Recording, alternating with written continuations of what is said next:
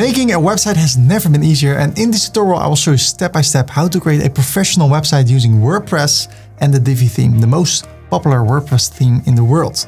Let me show you what we will cover in this tutorial. This is the website we're gonna create together in this tutorial with a clean design, clear call to actions, some subtle animations, proper spacing, the kind of website that instantly feels professional and trustworthy. And everything you see over here is created with the brand new Divi 5 Builder. So if I click over here on Edit with Divi, this is the interface we'll be working with. I can click anywhere and change it. Over here, make it 400 hours. So with icons, with text, with headings, everything can be changed really easily. If I want to highlight something over here, I just click on it, make it bold, underlined, italic. I can give it a link, I can give it another color. That's how easy it is.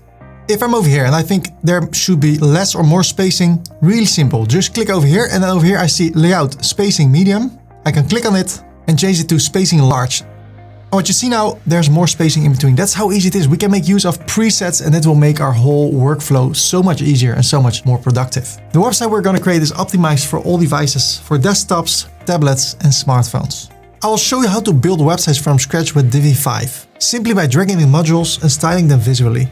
And when you want to change the look and feel of your website, we go to colors over here. And if I change this color to something else, it will change everywhere in the website. If I change this color, look at that. Look at this. If I want to bring it back, Command Z, and everything is back to as it was. I will show you how to create a blog page like this. And when you click on a blog post, we created a template using the Divi Theme Builder that shows exactly how I want this to be displayed. So the page you see right here, with the content, with the comments, the complete styling of that blog post is created over here using a pre-made template. So I want to show the featured image, the reading time for this blog post, the author, the date it is published, how the content should be displayed, all the headings, images with a nice border radius. And if I change it over here, let's say 0, and I save it, now all the images here also have no border radius anymore. We can even take it a step further. By default you have post types like post, media, pages, but we can even create custom post types like tutorials or projects. And if I want to create a new tutorial, I click over here. And over here I create a lot of custom fields, like the YouTube video URL, the duration of the video. If there are links, I can place them over here. And when I fill in all this information, we use the theme builder to show the video over here, important links. And now you see over here how this tutorial is displayed. On top of that, we're gonna create a custom footer, import and adjust templates, copy and paste layouts between pages, and I'll share practical tips for SEO and performance along the way. When you follow all the steps in this tutorial, you will not only be able to create an amazing website for yourself, but you can also start making websites for clients. Tons of people already reached out to me and said, Ferdy, thanks to you, I can do this now for a living, and you can be the next. In the description of this tutorial, I have timestamps, so if you want to go to a specific part in the tutorial, you can click on the timestamp and you go directly to that part of the tutorial. When I go to fast for you, you can go to the settings here at YouTube, go to playback speed and slow down the speed of the tutorial. And if you want to go back a few seconds in the video, just hit the left arrow on your keyboard and you'll go back 5 seconds in the video. If you like that I made this video for free, then please like the video. Feel free to subscribe for more upcoming tutorials. And now let me show you the 3 steps we're gonna take in order to get started with our amazing website. So first we get a free domain name and we get web hosting. What is a domain name? A domain name is the address of your website. What is web hosting? Web hosting is a computer that's turned on 24/7 with all the files of your website. All the text, images, emails, all the content on your website. So with your free domain name and web hosting, you are visible on the internet. And then we will install WordPress. WordPress is the most popular tool in the world to create websites and it's completely free. When you create a website with WordPress, you don't have to know anything about coding because WordPress is doing all the hard stuff for you. And the third step is creating your website. And for the website we're gonna create in this tutorial, people can charge thousands of dollars, but I will show you how you can do it yourself for free. If you already have your own domain name, web hosting, and you have installed WordPress, you can go directly to step 3 and I will show you right now where in the tutorial you should go in order to continue from that point on. So ladies and gentlemen, let's get started. If you already have a domain name and web hosting, you can skip this part. If you don't have it yet, let's go to webhosting83.com, hit enter, and then you can click here to go to Hostinger. Through the years, I've been searching for the best web hosting companies that are also affordable, and then I came across Hostinger. I've been using their services now for 7 years and I love it. And I'm not the only one who thinks like that. If you take a look at reviews on Trustpilot, you see that other people are also really happy with their service. And if you take a look at Google Trends, you see that Hostinger is taking over the web hosting industry. They're getting more and more popular.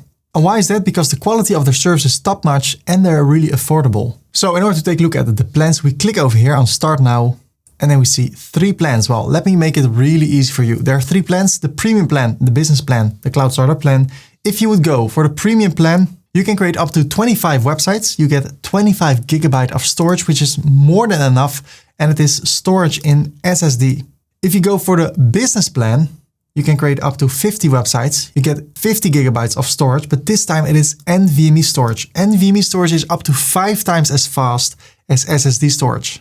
Then there's the third plan, the cloud startup. But if you're getting started with 1 website in the first year, or maybe 2 or 5 or even 10, then I would go with the business plan. The great thing is that you can always upgrade later. So what does the business plan contain? As I said, you can create up to 50 websites. You get 55 gigabytes of storage, which is more than enough. You can have up to 5 mailboxes per website, like info@yourdomain.com.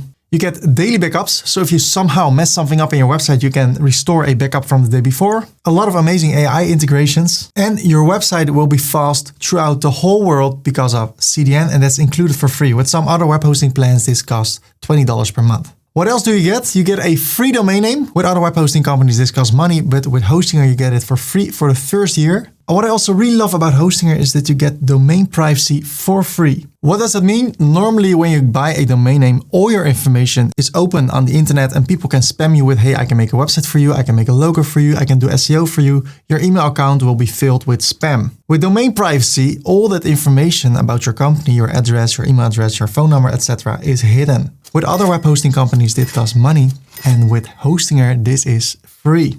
And to make it even better, you can try the service for free. There's a 30-day money-back guarantee. So if you somehow, I can't imagine why, but if you somehow don't like the service, you can get your money back, no questions asked.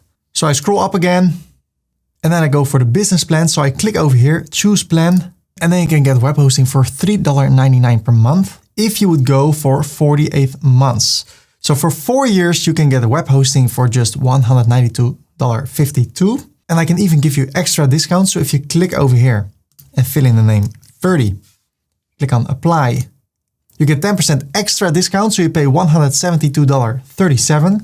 And that's because you get rewarded if you go for a longer period. If you're like, I want to try it out for a year, then you can switch it over here to 12 months. Then you pay $4.49 per month. You still get a free domain name. And then for 1 year, you can have 50 websites up and running for just $53.89. So Hostinger is rewarding you if you go for a longer period. So $3.59 or for 1 year. $4.49 per month, still really affordable.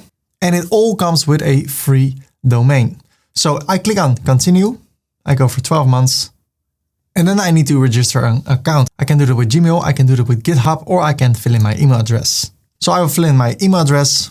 Then I need to create a password. And then I click on register. Now I need to fill in some billing details. It's not necessary, but let me fill in my first name and my last name. I can fill this in later. I can add company details, and when I do so, I don't have to pay the taxes that are added to this account when I'm from a different country. I uncheck this. Then I click on continue. And then there are a lot of payment options. And the great thing about Hostinger is that those payment options are based on where you come from. So I come from the Netherlands, so I see Dutch payment methods. But if you're from a different country, it can be that you see your local payment method, and that's amazing. So I can pay with credit card, I can pay with PayPal, Google Pay, Apple Pay, Alipay, CoinGate. But depending on where you live, you'll see different payment methods. So I will go with credit card. I'll fill in my details over here. And then I click on submit payment. No worries, later on we're going to get our free domain name. Right now we're going for web hosting. Your payment's done, let's go. Set up your service right away to start using them. Congratulations with your web hosting account. Now let's go for a freedomain.com, or maybe in the extension of your country, and then install WordPress. The great thing is Hostinger comes in a lot of languages. So right now I see my main language, Dutch. I can change it over here. And every time I open this, I see more languages. So I will go for English. If you see your language over here, you can choose that. I go for English. Hello, for who is this website? Is it for yourself or are you creating a website for someone else? It's for myself or my business. I click on next. Do you want to create or migrate a website? I want to create a new website. Next. Do you want to use WordPress or the Hostinger website builder? I want to use WordPress. So I click over here. I click on next. And then I can create the login details for my website. So I will change my email address and I will create a password. I click on next. Do you want to create a website with AI or pre-build a website and themes? Well, in this case, I will skip this and I click on create a blank website.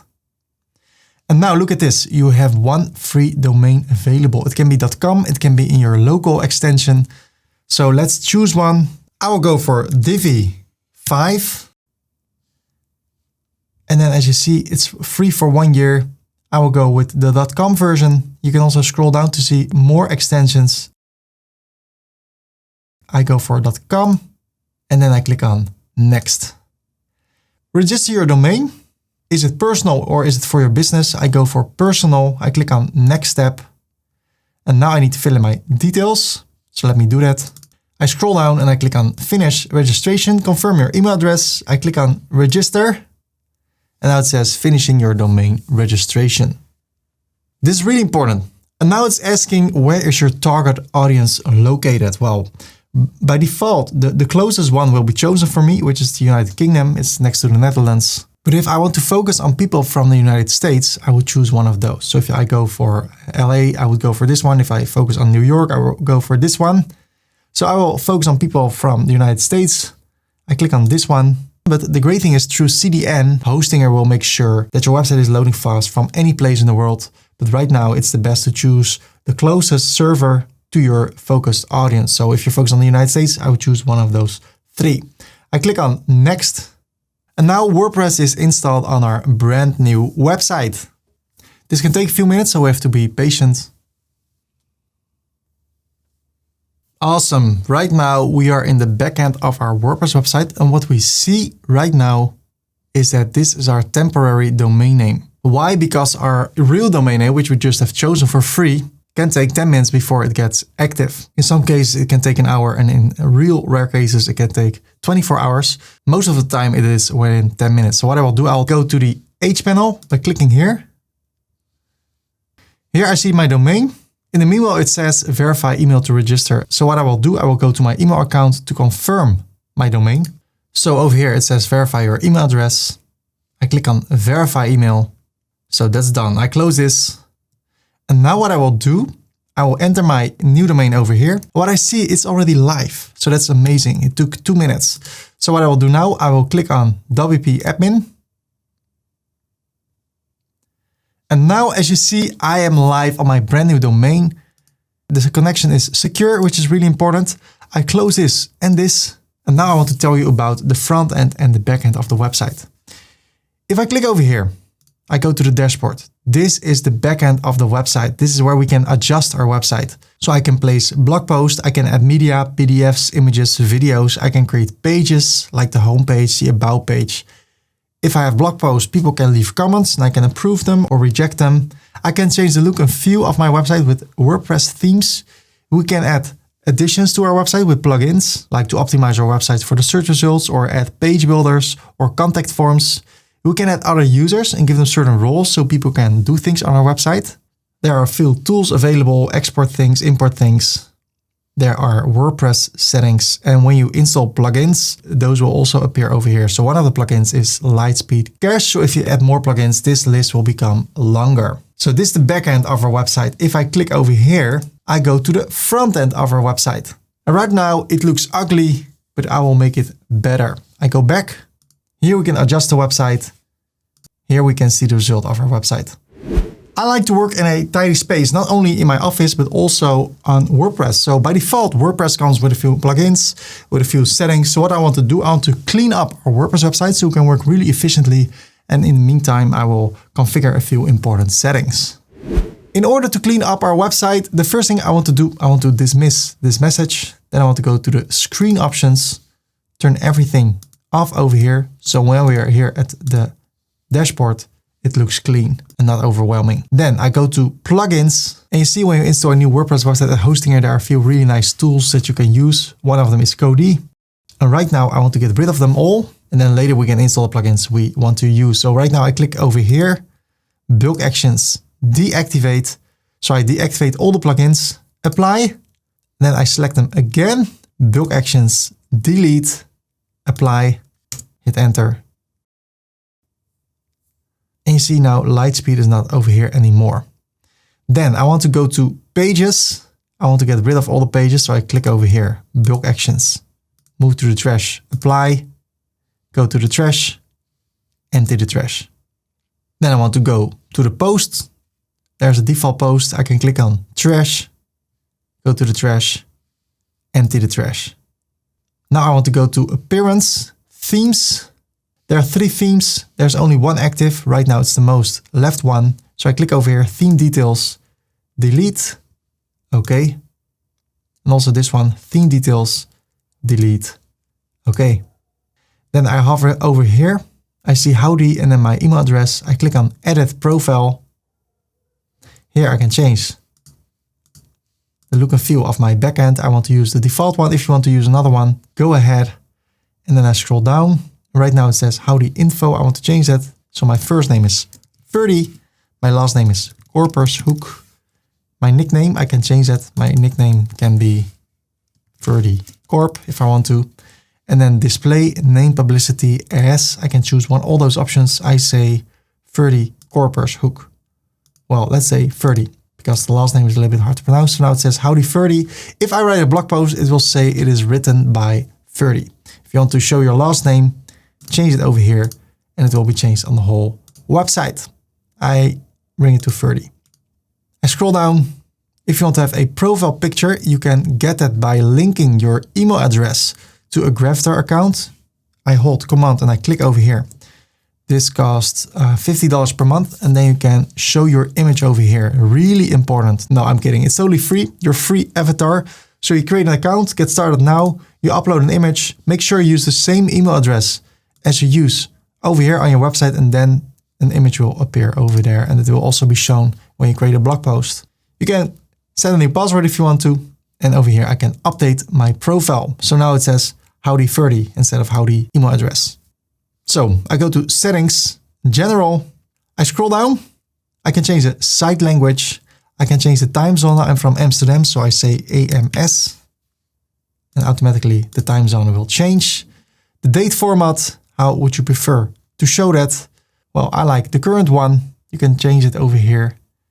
And the time format, I like to work with AM and PM, but in capitals. The week starts on Monday, I click on save the changes. Right now, your website is live, and that's good news, and that's maybe bad news. It doesn't have to be, but when people go to your domain right now, they don't see any website.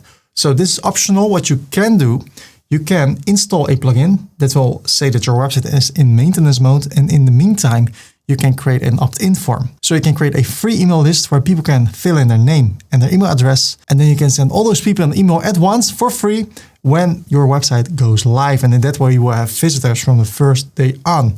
If you want to learn to do that, let me show you right now how you can do that. So in order to do that, I open a new tab and then I go to ferdy.com/omnisend. Hit enter and you'll be redirected to Omnisend. You can click here to get started for free, or if you feel like it, you can click over here. So I click on start free. And I don't need to use a credit card. I can sign up with Shopify, with Google, or with email. I want to go with email, so I click over here. And then I need to fill in my business email.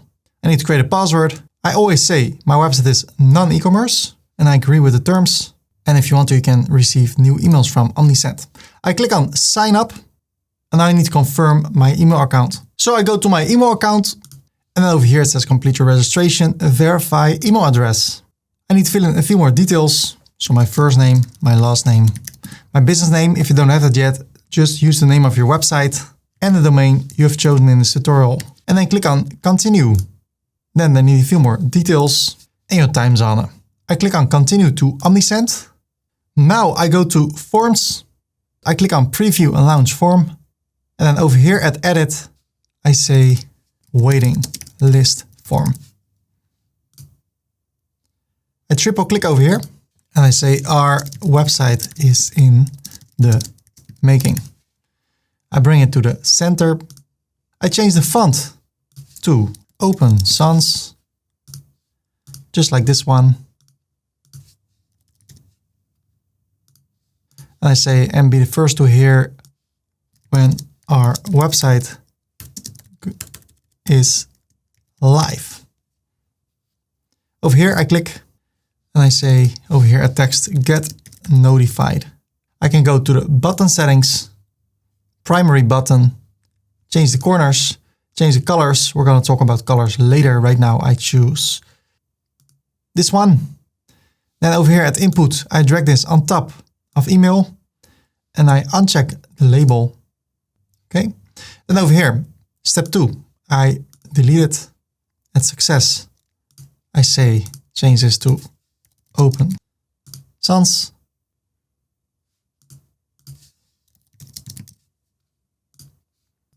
And I say over here, you get a message when the website is live. Bring it to the center. And if people already subscribed, I can bring it also to the center. First, I say Open Sans, bring it to the center. Awesome. I click on Save and Close. I click on it again. Then I go to the theme settings. I change the form layout to a landing page. And then I enable the form. I click on Stay on the free plan, continue. Now I click on the waiting list again. And now over here I have a link to my page. I copy this page, then I close this. Now I go to Plugins, Add Plugin. I search for Code Snippets. And it's from Code Snippets Pro, more than 1 million installations, an amazing plugin. I click on Install Now. I activate it. Then over here I go to Snippets, All Snippets. I select all these snippets over here by clicking here, Bulk Actions, move to the trash, Apply. Then I click on Add New. And over here I say refer non-users to external page. Then I paste the link to my OmniSend form. Then I go to ferdy.com/best snippets, hit enter. Here is a tutorial about code snippets. I want to grab this code, PHP code snippet, redirect non-users to other page. So I copy this whole code here below. I paste it. Then I grab this OmniSend page. I cut it, Command Control X, backspace. And then over here, redirect URL, I paste the code snippets form. There you go. I need no description or tags. I click on Save and Activate. So now when I go to my website, I see this. But when someone goes to my website in an incognito window, he or she goes to this form. So I can say Ferdy, my email address. I click on Get Notified. And now when I go to OmniSend and I go to Audience, Contacts, I see I have an email subscriber on my contact list. With OmniSend, you can create automations. So when people opt in automatically based on your schedule, the subscribers in your email list will get emails from you or text messages. You can do split test, A/B test, and you can send campaigns to your complete email list. Super powerful. Well, if you want to learn more about that, you can go to ferdy.com, hit enter, click on the search icon and search for OmniSend. Also really powerful when you use it in combination with WooCommerce. I click over here and here you can learn in depth how to start to monetize your website even more using OmniSend. If you want to see the result of your website without being logged in, you can go to the backend of your website, go to snippets and turn the snippet off. Now let's go back to the settings. WordPress works with WordPress themes. What is a WordPress theme? A WordPress theme decides the look and feel of your website. So the content stays the same, but how it is displayed will change. Well, every theme has their own functionalities. And besides that, there are free themes and there are premium themes. So let me show you what the difference is when you install a few other themes on your website. So over here we have the site title, really important, but first I want to take a look at WordPress themes. If I take a look at my website, this is how it looks. What happens with a theme, you have content. So over here, the site title, also over here. And then there is design, and a theme decides how this design of the website looks. So if I would go over here to themes and I click on add a theme and I go for another theme, this one, for instance, I activate it. I go to the website. The content is still there. My WordPress, also here, my WordPress, but the look and feel and all the things you see over here, that has changed. Another example, I go to themes, add a new theme, and I go for Ocean WP, install, activate. Now I go to my website and it also looks different. Well, there are free themes and there are premium themes. And I want to talk about the best premium theme there is. So ladies and gentlemen, in this tutorial, we're going to make use of the most popular WordPress theme in the world, almost 1 million installations. It is the Divi theme. It's a premium theme. And with that theme, you can create unlimited websites. And with their new update, which is just released, Divi 5, making website has become so much more fun and so much easier. And the code in Divi 5 is so much smaller than Divi 4. So your website will be blazing fast. And with Divi, there is a unique deal. That's crazy. With other themes and page builders, you have to pay per year. But with the Divi theme, there is a lifetime deal. I bought mine in 2016 and since then I never paid another dime for Divi. And I can still use it on unlimited websites. So let me show you how you can get the Divi theme. In order to get the Divi theme, we go to ferdy.com/Divi, hit enter, or you can click on the link in the description.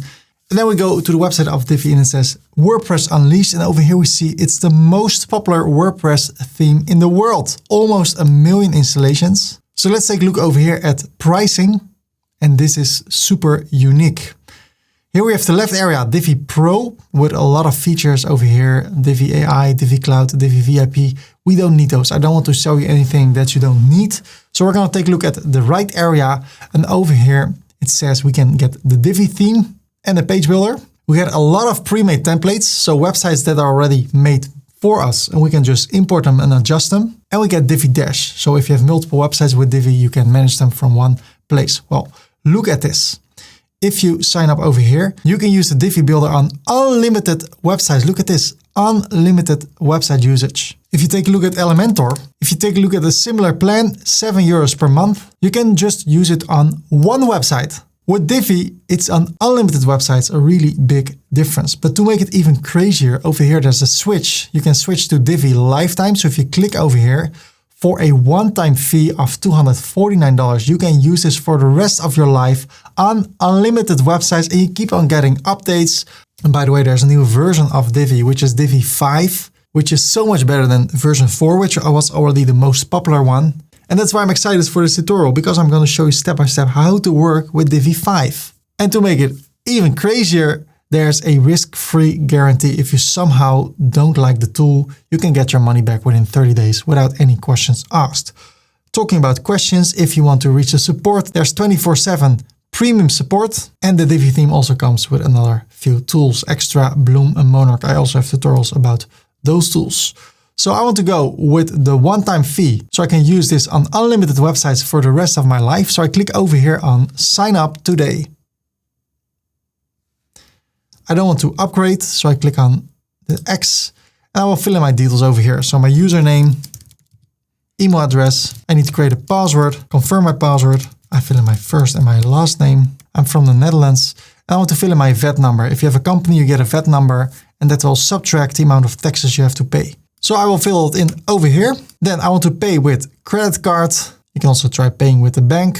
I agree to the terms of service and I want to get updates via email. So I click on complete registration and then you will be redirected to the member area. And then we see Divi 4 and Divi 5. And as you see, the all new Divi built from the ground up. So it's totally recreated from scratch and it's so much better.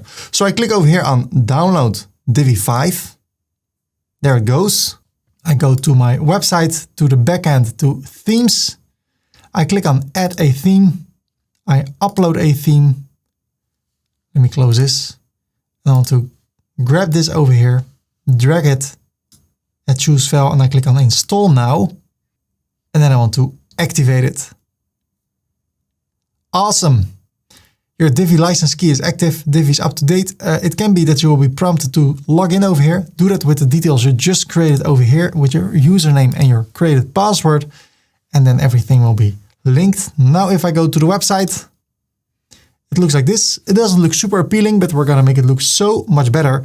And in order to keep things organized, I go to the backend to themes. I want to get rid of all the other themes. So over here at theme details, Ocean WP, I click on it and I delete it. Okay. Then 2020, delete. Okay. 2025, delete. Okay. So we just use the Divi theme. Now let's take a look at the site title over here at settings. I close this. Let's talk about the site title. A really important aspect of your website is the title of your website. So let me show you how to come up with a great site title. As I said, the site title is really important. So don't say welcome to this website. Why? Because people will never search for this if they're searching for your service. So let's say you're a web designer in Amsterdam. People will search for web design agency Amsterdam. So make sure to have that in your title. There are a few sponsored results. And if I scroll down, what I see over here, web design home, web design agency Amsterdam. So this is an earlier tutorial and I'm at the first page in the search results on the term web design agency Amsterdam. So make sure that you have a site title that states what people are searching for. So if I would be plumber, I would say plumber in Rotterdam and then 24/7 service. If you can live up to that, of course. So there's the site title. That's a keyword that people are searching for. And then you need to have something to stand out with. 24/7 service. Or if something breaks in someone's house and they need a plumber at once in the neighborhood of Rotterdam, then this can be really interesting for people to click on. So what you can do, you can go to a competitor or search for the term you think you want to be found on. So if I search for plumber Rotterdam, look at the titles. Plumber Rotterdam, plumber in Dutch, plumber, we arrive in 20 minutes. Super cool way to make people click like, okay, we arrive in 20 minutes. I have a problem right now. What you also can do, go to ChatGPT and say, I have a plumbing business in Orange County. What should a great SEO and converting title be for my site title? Nice question. Well, thank you, ChatGPT. Orange County plumber, fast, reliable plumbing services. So you can also make use of the help of ChatGPT. What I will do in this tutorial, I want to rebuild my website Ferdy.com using the Divi Builder. This one is created with bricks. I spent a lot of money for people to create a new website who were saying that they could help me to grow my business like crazy. Well, they did not live up to their promise. So it's kind of crazy. I am a website maker and I hire people to make a website for me. So I will show you how to create the same website, which cost me a lot of money using the Divi theme. So my title is Learn How to Make a WordPress Website, because that's what I want to be found on. So I will say, learn how to make a WordPress website. And people are not even searching for learn. So I just say how to make a WordPress website. And I could say 2026 if I want to, or a video tutorials or free tutorial to get some extra attention. And then there's the tagline. This is not for the search results, but in a few words, explain what this site is about. So I say, learn how to create your own website. Okay, save the changes. So when people search for how to make a WordPress website, I hope to be found in the search results. Let's take a look at pages. And when we create pages, when we create everything on our website, keep the question in mind, what is the purpose of my website? If you don't know what it is, you're just going to create a few cool things that look nice, but keep in mind, what is the purpose of your website? Well, in most cases, it is to get clients. You have something to offer probably. You want to showcase your services on your website, and the goal is that people will reach out to you and do business with you. Well, keep that in mind with everything you do. Also, when we're going to create our menu with pages, what kind of pages are we going to use? Let me show you how to come up with the best pages for your website that will help your visitors to get in contact with you and do business with you. The best way to create pages for our website is by going to the website, to the front end, and then over here to the theme customizer. And here below there is menus. And first we need to create a menu, and in that menu we can create pages. So I click on create new menu. Then there's the menu name. I always say main menu, but that's just for reference. So you can also say Uncle Jim Roan, whatever you prefer. I prefer to stick with main menu. I can assign this menu to the primary menu, which is this area over here. Then I click on next. And now I need to add items, also known as pages. So I click on add items. Over here, there's a small area where you can add a page. So let's create the homepage. Every single website needs a homepage. That's the first page people will see when they enter your website. So I click on add. Now the homepage is added. And if I click over here, then this goes away. And then I see home over here. So what we're creating over here will be shown over there. So what else? Don't just fill in some pages like for fun, like my favorite color, or no. Keep in mind, what is the goal of your website? You probably want to have visitors and customers, or turn your visitors into customers. So every single page, every single piece of content in your website should help the visitor to get in contact with you. So don't have a lot of unnecessary pages, only the ones you think that will help with that goal. Well, you can also take a look at competitors. So if I would search for web design agency Sydney, I can skip the sponsored stuff or go to this one, for instance, home about. The first thing people want to know, who is this? Can I trust this person? Can I trust this company? So you can say something about yourself. Okay, a lot of experience. This is what he or she has done. Well, probably a he.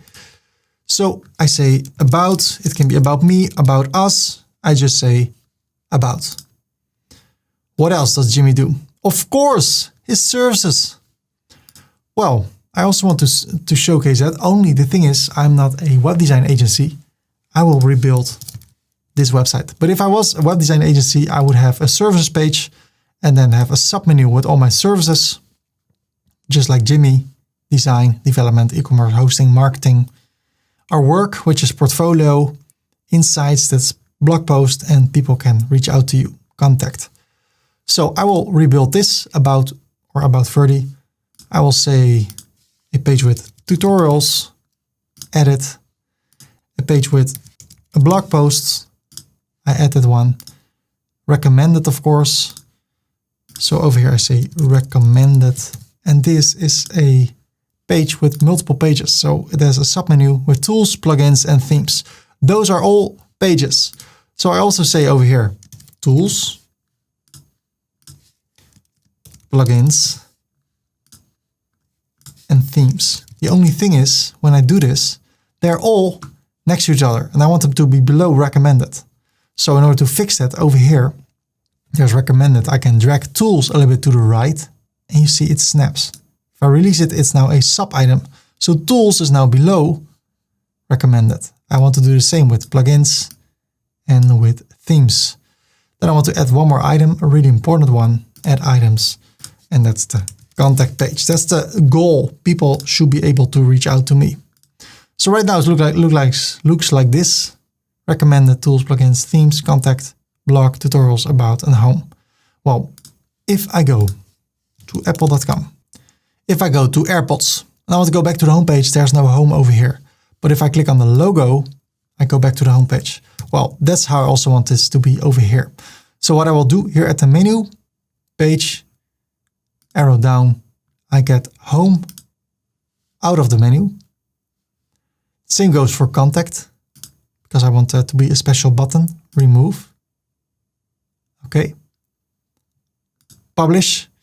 And what else? Over here it says on the homepage, no results found, because by default, WordPress is a blogging tool. But that was 20 years ago. Right now, it can be so much more than that. So what I need to do, I need to go back over here, go back, and then here at the homepage settings, I want to change my homepage display from the latest posts, which are not there, to a static page.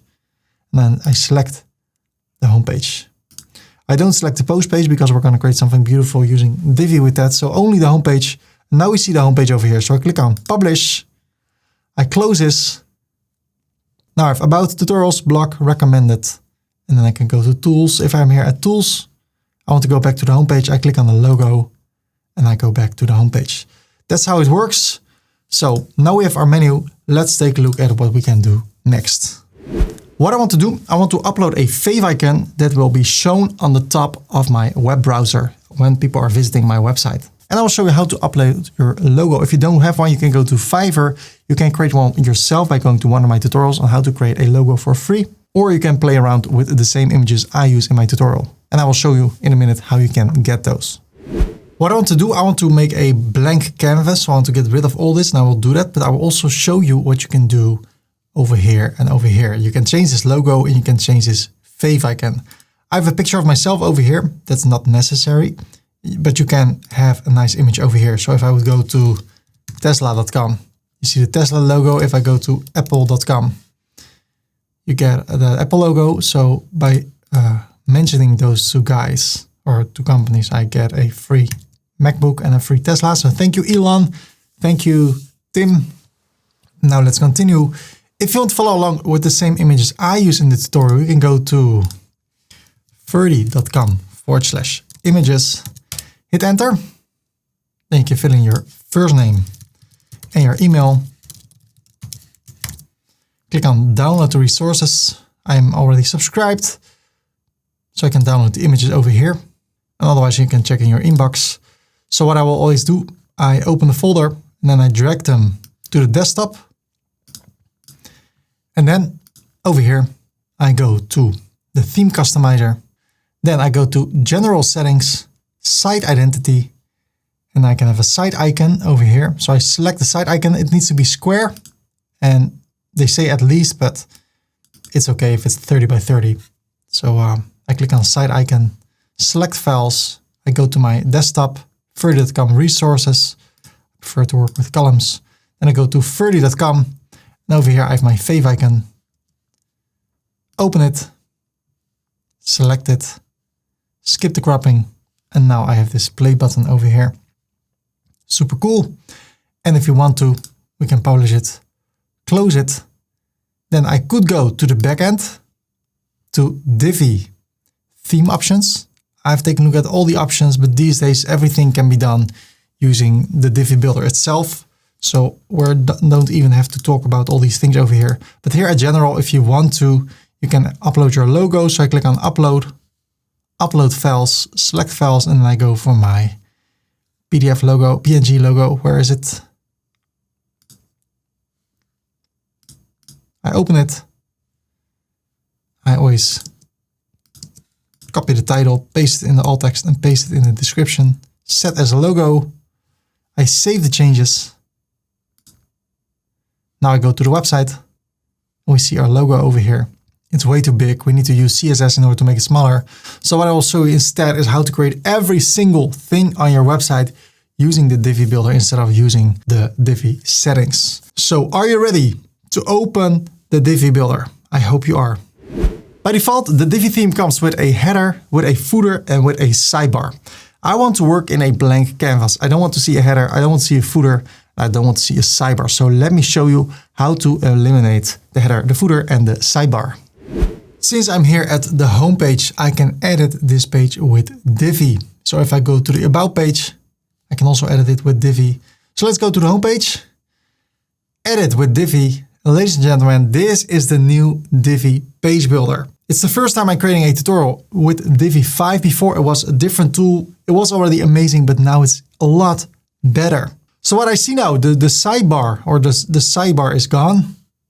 So if I would save this and I exit the Divi Builder, the sidebar is gone, but I still see the header and I still see the footer.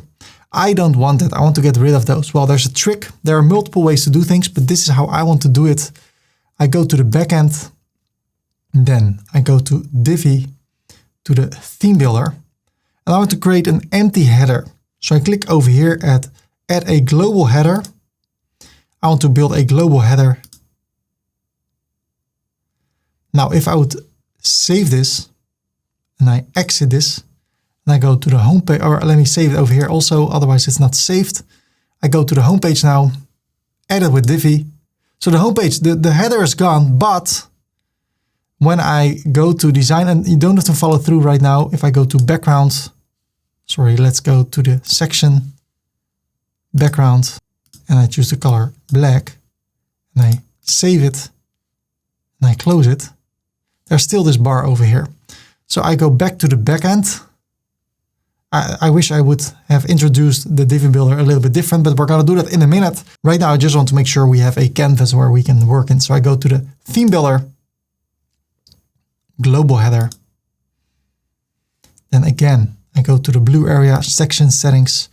I make the background slightly darker, so I see how much space there still is. Then I go to design, sizing, and then the max height, I say 0, tab, so it becomes smaller. Then I go to spacing, and here at padding, I say 0, tab, and at the top, 0, tab. So now it's gone. I save it, exit. Then I do the same with the footer. Add a global footer. I go to the section, the blue area, and again, I go to design. I go to sizing, and I say max height 0. Then I go to spacing, and also here at padding, I say 0, and here at the top, I say 0. Save it, and now, ladies and gentlemen, when I exit this, save the changes over here. Now I go to the website. Now we only see what we have created with the Divi Builder. So if I click on Edit with Divi, I made it canvas black. So over here, I click it and I go to background, I remove it. So now I know that everything I create, everything I see is only what I've created using the homepage, using the Divi Builder. So right now it should be completely white if I exit this. That's what I wanted. Now it's time to talk about how you can create awesome websites using the Divi Builder. So ladies and gentlemen, we're about to open Divi for the first time, the Divi Builder. So let me walk you through the interface. So in order to take a look at the Divi interface, click on Edit with Divi.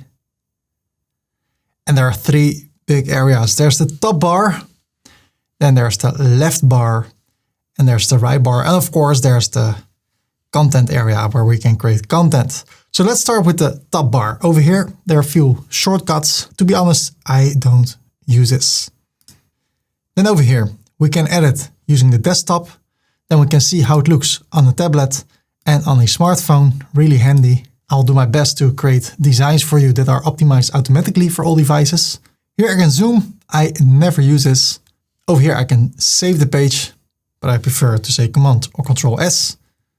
I can preview the page, so I can click over here, see how it looks, but I prefer to say Command or Control Point to see the results. So let's say I open the module, the bar counter. So what I say, Command S, Command Point, and then I see how it looks, or Command E, and then I close the page and I see how it looks on the live website. Then I need to click on Edit with Divi to see it again. So what I use often is Command or Control S and Command Point or Command Dot. So I see how it looks on a real website. So as I said, exit is actually Command E, back, or view the page, Command E, edit the page, Shift Command, and dashboard, but I only use Command E. So that's the top bar. Then we have the left area over here. I can click on the plus and I can create something that's already pre-made. So if I click over here, I can search for a whole page that I can import. I can even check it. Have a certain page over here. So maybe I only want to have this area, FAQ. I can use this layout, remove everything else that I don't want to use for that.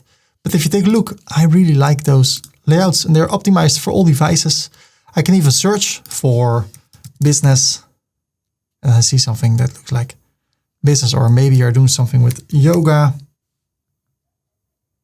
Grab a template for that. Then the other one is a save layout. So if you save something later, you can use it again, or build with AI. I think that's not in the plan we have, so I leave that for what it is. Then we have layers. So right now we have a section that is this area over here, the blue section, the blue area. In that section, we have a row. So if I open this, I see the row, and in that row we can have columns. Right now we only have one column over the whole width over here. And in that column, we have modules. So we have 4 levels. A section. In a section, you can have a row. A row can have multiple columns. So let me show you. I click on the plus. I want to have a section with a row with 3 columns. And in one of those, I want to have a button.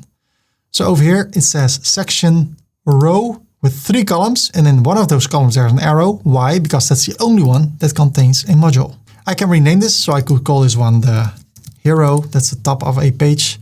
Then I can say over here, 3 buttons. So then I can use the layers to navigate. I can also search in the layers. If I search for a button, there it is. So that's how you can navigate. Can be handy, especially when your website becomes bigger and bigger. If I keep this open and I open something else, it opens below it. So it's flexible. I prefer to close things if I don't use them anymore. So that's layers. Let's take a look at the inspector. You can search for attributes. I never use this. Then the variable manager. This is from Divi 5. This is so powerful. So what we can do over here, if you use certain numbers all the time, you can create a global number, and then wherever you are in the website, you can refer to the global number. So let's say I am age. I am 39.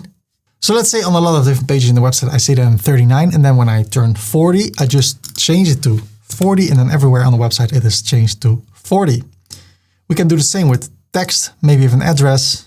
So I say address, and I everywhere say this address. And then when I change this address, it will be changed on all the places where I used this text. We can do it with images. So our logo, for instance, with links, colors. So we're definitely going to use that. And with fonts. So we're going to take a look at that later. I just want to show you an overview of what is possible. Then there's the preset manager, also really cool. I just dragged, so let me drag a button over here. By default, it looks like this. So over here, I have the preset manager. I can search for a button or go to the button, and I can change the button preset. So every time I drag a button, I can have a certain style for it. So I click over here. Now it becomes dark. I can change the colors. So I can go to design, go to the button, use certain styles. So maybe I say every button should have a red background. Super ugly right now. The border, let's make it nothing. So the radius can be 5. But the border, I want it to be nothing. So now I save the preset. And now if I drag a new button over here, automatically it has this style. So here at the preset manager, we can do that with a lot of things. We're definitely going to use this. And we're definitely going to change the style because this is super ugly. I don't even want to see it. That's how ugly it is. There's the page manager. If I have multiple pages, go from one page to another page and it all goes really quick. There is the wireframe.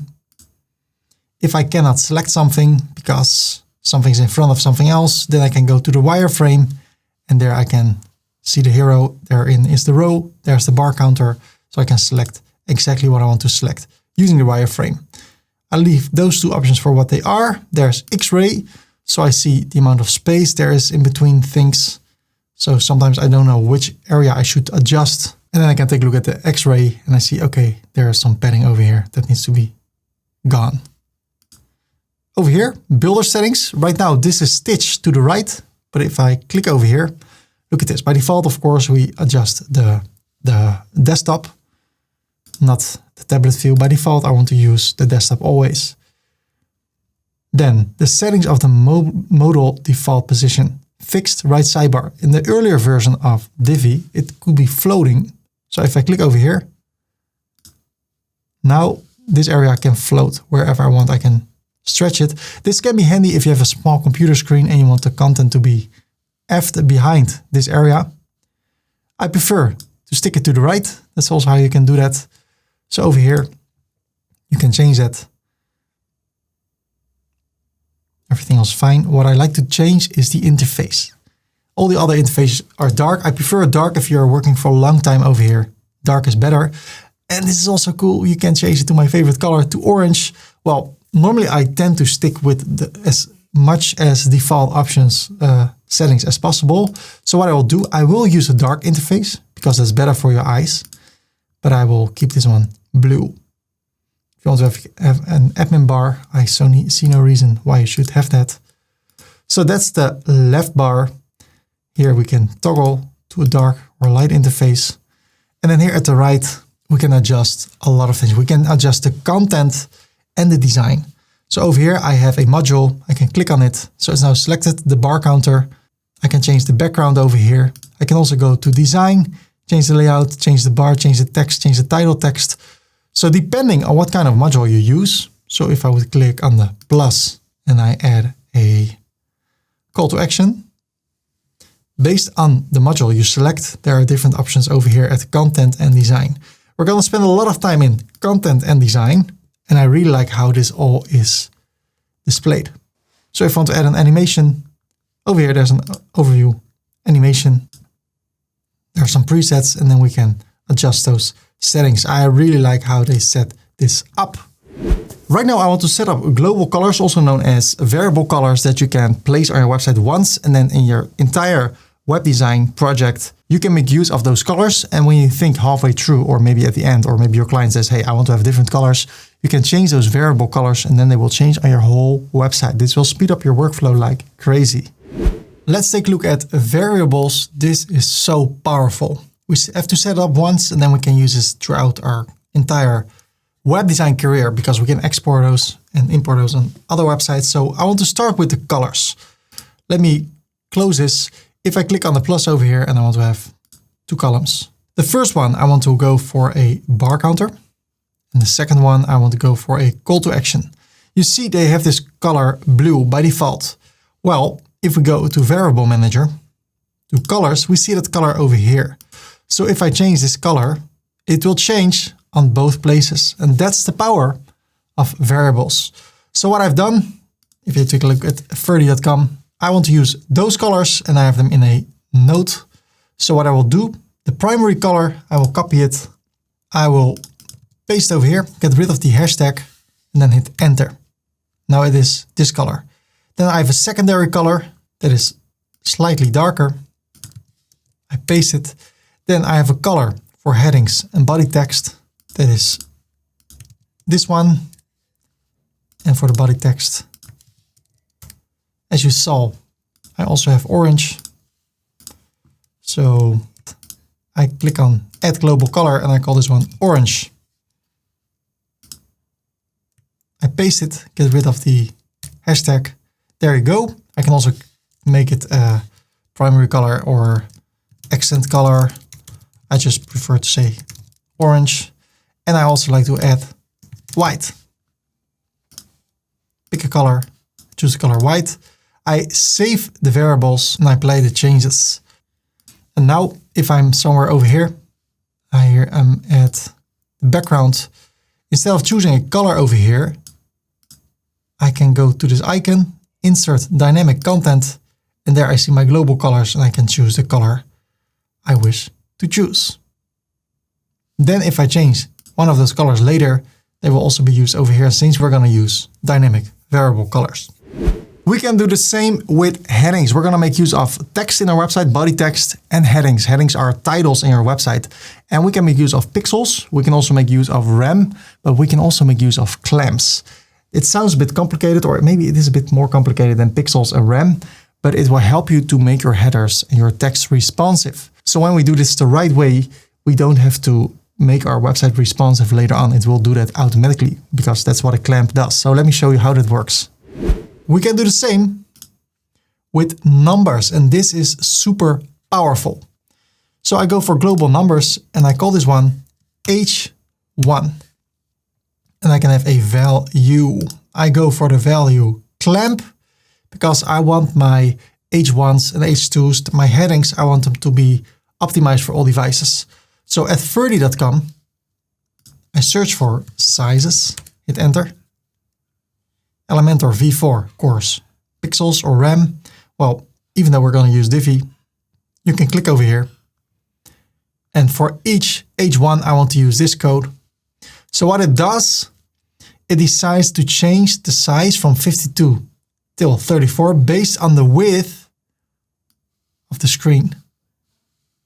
So it automatically becomes smaller. I will show you the difference in a minute. So I copy this code.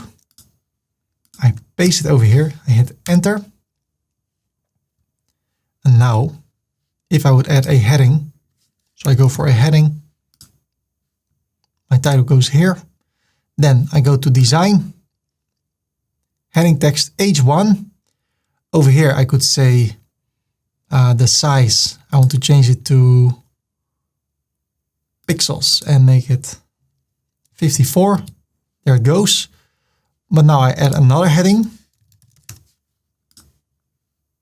And then at design, I go to heading text H1. Instead of choosing this size, I go to this icon. I don't see global numbers yet, so I have to save the variable, apply the changes. Now again, I click over here and then I see H1. If I select this one, it's the same.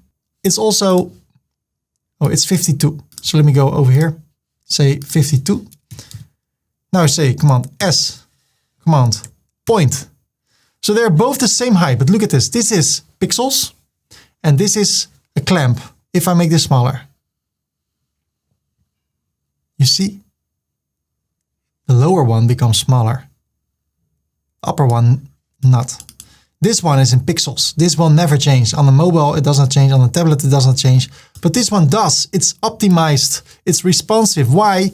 Because we use that code clamps command point. Because we use this. So I will add H2. Then over here, clamp H2. Paste it. Then I go for H3. So let me fast forward. And then we can also add body text and also use a clamp. So it also automatically becomes smaller on a different device. Okay, I save the variables, apply the changes. So now if I change this one to H2, heading, let me see, I get rid of this one. I select H2. It's smaller, command point. So H1 is bigger, H2 is smaller, and they both shrink, become smaller. The upper one doesn't, so let me see what's going wrong. That's sometimes how things happen. Oh, it's still this one. So I need to select H1, save, command point. Now they both shrink. Yes. Then I can go to the text over here, body text, font weight. I can go to the font size, and instead of choosing 14, I go over here and I say body text. And then I would like to go to line height. Over here, I see 1.8. So I can change it to 1.8. Save it, command point. Now also this text becomes smaller when I go to a different device. Isn't that powerful? Let me show you right now. I use the extension from Chrome, what font, exit what font. So over here, okay, I cannot see it because I'm probably in the builder. I say command E. And now it's size 18. If I make this smaller,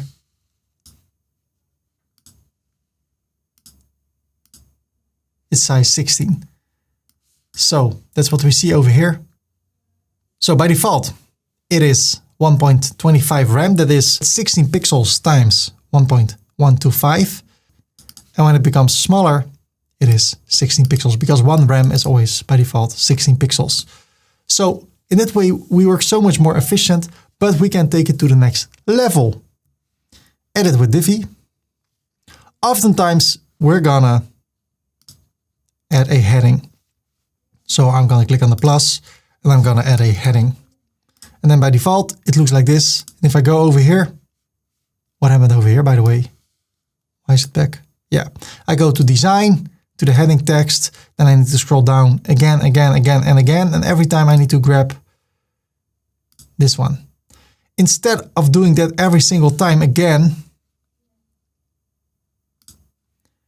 I go over here and I'm gonna edit this as a preset. So the heading default preset will have all the options I want. And when I do that, it becomes light. It becomes the opposite color of what you have over here. Then I go to design.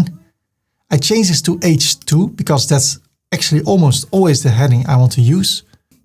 Then at size, I grab H2. Then letter spacing 1.15. Like that. So there's a bit more space. And here we can pick a color for the color of the heading. I want to go for the primary color, which is that one. So every single header will look like this. And to finish it, let's scroll up. There is the heading font. And I click over here. I want to go for the heading font, which is Montserrat. Okay. So now if I add a new heading, by default, it will have all these settings, as you see. The only difference over here is it's H1, but from now on, by default, it will be H2. So that will save us a lot of time. Then I want to go for the text. There I want to do the same. Click over here. Default one, I want to go to design, to text, text font. I select the body text font, the font size.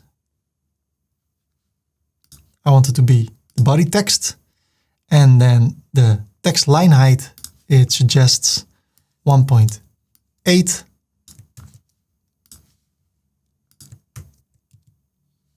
And now every single text that we add will look like this. Don't forget to save the preset. And now I'm in the black area again. If I click on the plus and I want to have a text, by default, it will look like this. So I get rid of everything. If I want to have a blank page, I go to the upper section and click over here. Save it. Now Command E.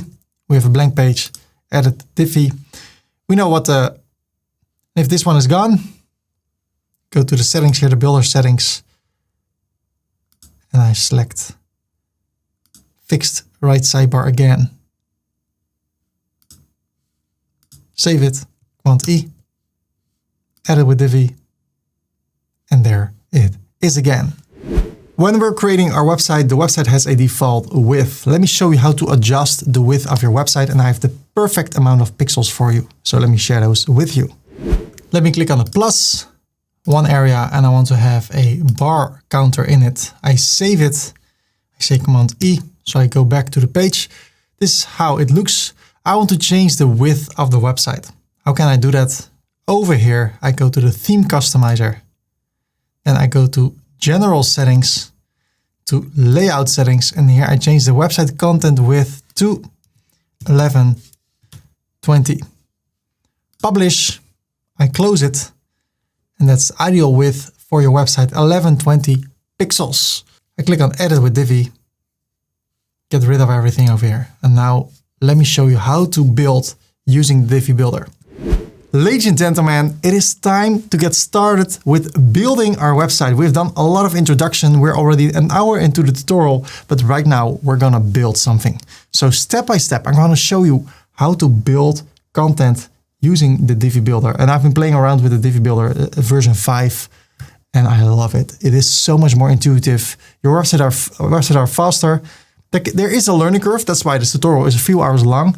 But I'm really excited to show you step by step how everything works. And I wish you that through this tutorial, you'll get more familiar with Divi 5 and you will start loving to build websites with Divi 5. I'm so happy for you. So if you can appreciate that I made this video for free, then please like the video and feel free to subscribe for more upcoming tutorials on how to make websites. And of course, I need to change with the market. We're going to talk more about AI and vibe coding, affiliate marketing, e-commerce. So feel free to subscribe. And now let's continue to build stuff using Divi 5. So as a reference, I use Ferdy.com, my own website. So what I will do, I will start with copying this, Command C. And over here, I want to have a new area. So if I would create a new section, I would click over here. I would like to have two areas, a left one and the right one. We call them columns. I click over here. And in the first row, I would like to have a heading. By default, there's H2 because that's what we've selected over here. Heading default preset is H2 with all these settings, really nice. So learn how to, but it doesn't look like this at all. How can we make it look like that? I click over here. I go to design, to heading text. It's H2, that's good. The heading font, I want to make use of the heading, which should be Montserrat. And if that's not the case, let's go to the variables. Fonts, we did not change this yet. So at heading, I select Montserrat and look at what happens over here if I select this one. It changes because from now on, we're going to make use of global fonts. So the body I want it to be Open Sans. I save the variables, apply the changes, and I click on it again to close it. So learn how to, I want it to be capitals, like that. The heading color, I want to change that because I'm going to make use of a different background, a dark background like this. So in order to do that, I go to content. There's the background. I select dynamic content and I go for the secondary color. Now I go to design. I change the heading text color to the white one. Great. Then I go to sizing and I align it to the left so we don't have extra space over here. Awesome. Now I want to go to spacing, that is below that area. I want to work with the rem. So I check this, and then I say here it should be rem. Here it should be rem, and let's say padding rem 1. Both on top and at the bottom. Also here, 1 left and right. I like it. I see this is much bolder. So I go back up to heading text. Heading font weight, I make it heavy. Awesome. There seems to be less space over here. So if I want to fix that, I go to the spacing and I say 0.5 rem. Also here, 0.5 rem. Now I want to have a border. So below there's the border. I want to go for rem and say 0.5. Let's see what that does. It can be more, it can be 1. Learn how to. This text is bigger. So I click over here, I go to the heading text. And even though it's H2, I can assign the heading text size to H1. And now it is bigger. It still is an H2, but it has a styling of H1. And now it looks like this. So what I want to do, I want to click over here on the row. In the beginning, this can be complicated. For me, it was. So you have a section. In that section, you have rows. And if I select a row, there are 2 columns in this row. So in order to select one of those, I need to go to content, to elements. And there I see I have 2 columns. So I have a section. In that section, I have a row. And in that row, I have 2 columns. In order to select the first column, in order to make it wider, I click over here and now I see over here I'm at the page, I'm at the section, I'm at the row, and then I am at the column. So I'm here at the left column. Now I can go to design, to layout, and by default it's 50% because there are 2 columns. So if I want to change that, I need to go to sizing. The width is auto. I can change it to percentage and I say I want to have 70%. Tap. And then I have everything in one line. Great.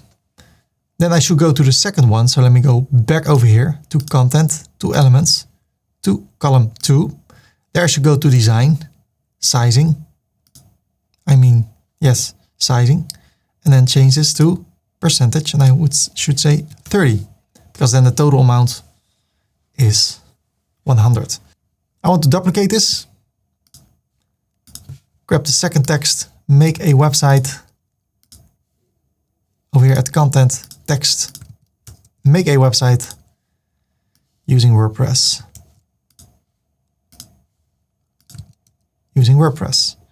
There's a lot of space over here. There's less space over here. So in order to fix that, I need to go to the section, to elements. I go to the row, and in that row, I go to the first column.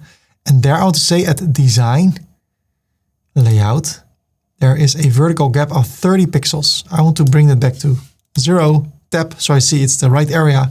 Then I want to change this to rem. Let's see what 1 rem does. That's 16 pixels. How about what I can do, if I want to have 12 pixels, I say 12 divided by 16, and it's 0.75. So I could say 0.75 in vertical gap. That means if I place something below this, there's also just 0.75 gap. So let's do that. Over here, I have a list. So I search for a list, icon list. There you go. So we need to do two things. Of course, we need to change the styling and the content. So let's do the content first. I copy this. And of course, I teach you how to create this website. You can create your own website based on what I teach you. My goal is to show you how everything works so you can create your own designs. But if you want to learn how to work with this, you can just follow through and do exactly what I do. I paste the text. I paste the text.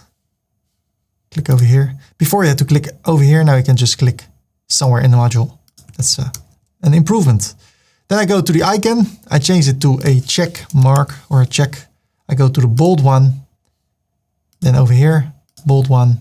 Over here, bold one. And then what I really like, if I'm at Elements and I go to another module, it also stays in Elements. I don't have to go back every time to open Elements. So that's really nice. So if I may, I want to click here, go to design. Now I can make all the icons orange individually, or I go to the whole icon list and there I go to settings. Now I go to icon.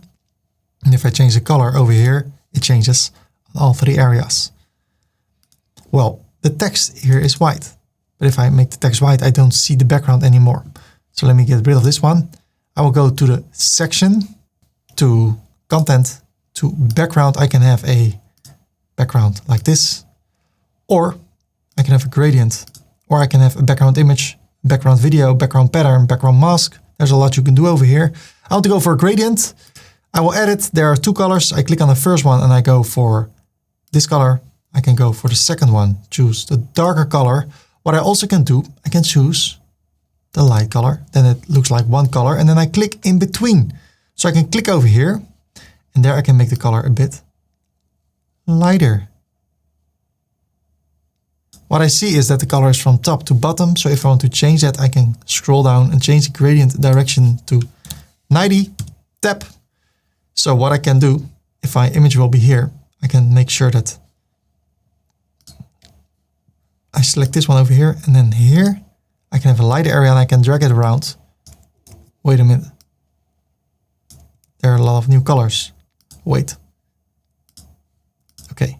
I click over here. I can scroll, bring this back to 90. So I can play around like that. Okay, and now I can go back over here, or even better, to the whole list, to design, to body text, the font. I choose the body font. The text size, I go for body text. I can make it bolder. So let's go to the boldness. And of course, I want to change the color. So text color, I select white. So it looks quite similar. I like it. I can make the icon bigger if I want to, but I think it's okay as it is. Then I can click on the plus and I can go for a button.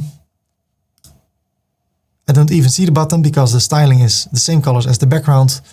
So what I can do, every time I want to create a button, I want it to be orange, unless I want something else, but by default I want it to be orange. So I go to the preset of the button and I decide to adjust it. Then it becomes light, so I know I'm working, let me call this at the orange button preset. I go to design and the first thing, of course, no content. I go to design and the first thing I want to do, then I want to go to button. The button background, I want it to be orange. Okay, I scroll down the button border. I don't want to have a border, so I say 0. But if I scroll up, I do want to have a radius. So if I would say 2 rem, it's already enough. It looks like that.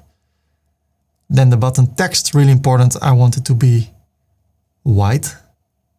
Let me see. Button font, body, button font, weight. It's a bit bold, so let's go with bold. No uppercases, because that's also not the case over here. Color, button, what's that button line? I'm searching for the button text color and I want it to be white. Well, the text is too big. So instead of going for the font size, button text size, if I change to body text, it's smaller. I want it to be even smaller. So I click on reset viewed and I say for rem, not 20 rem, but 1 rem, or even 0.75. That's really small. So let's go for 1. Okay. I'm okay with that. If I hover over it, I see an icon. I don't want that. So I scroll down even further. Then there's the button icon. I don't use it. Turn it off. Save the preset. Yes. So now if I would upload or place a new button, by default, it will be this one. How cool is that? I think it's really cool. I can say Command S or Control S. I can say Command or Control Point. This is how it looks. Learn how to make a website using WordPress. And I see there is some space over here.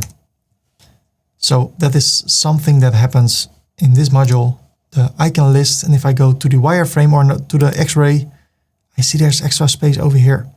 So if I turn this on, I can go to design, to spacing, and then at padding bottom, I could say 0.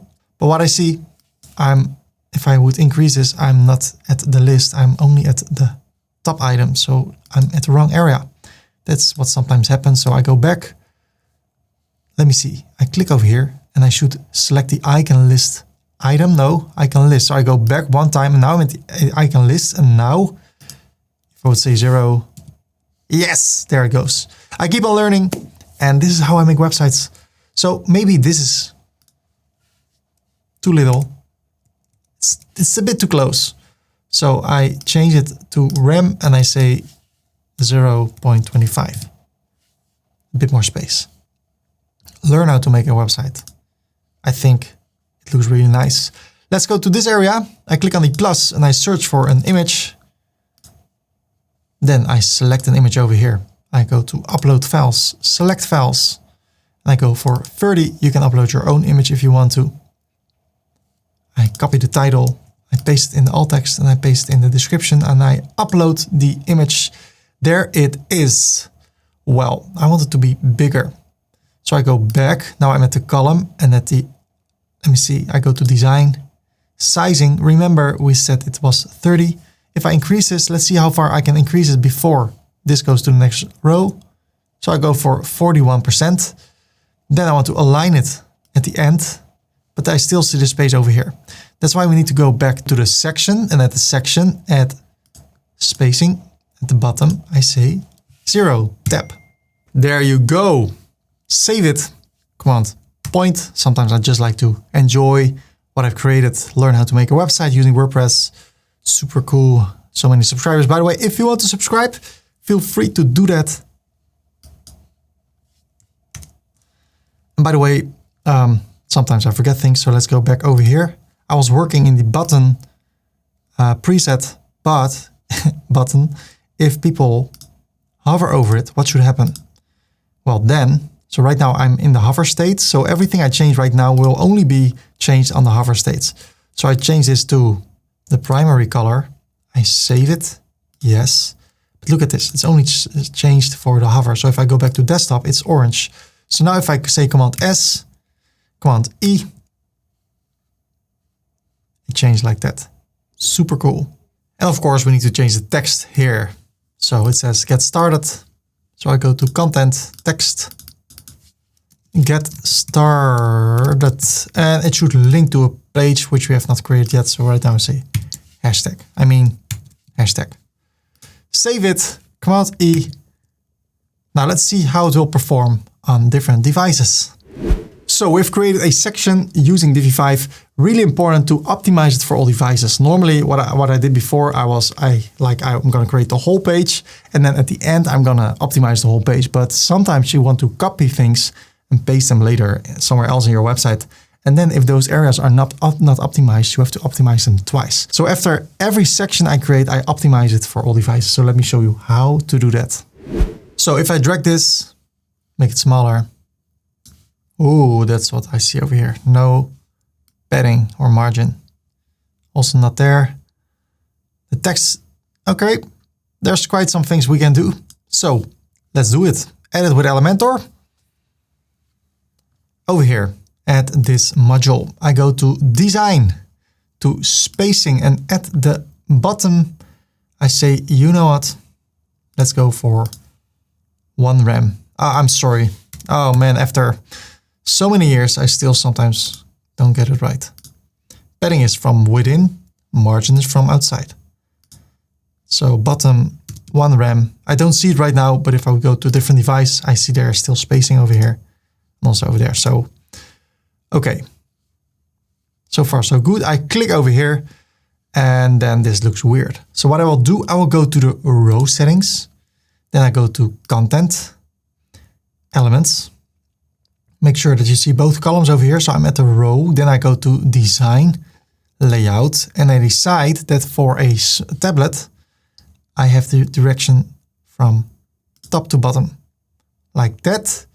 Then I go back to Content. I go to the first column. Since everything is below each other, I will say over here at Design, at Sizing, that the width is not 70% anymore, but 100.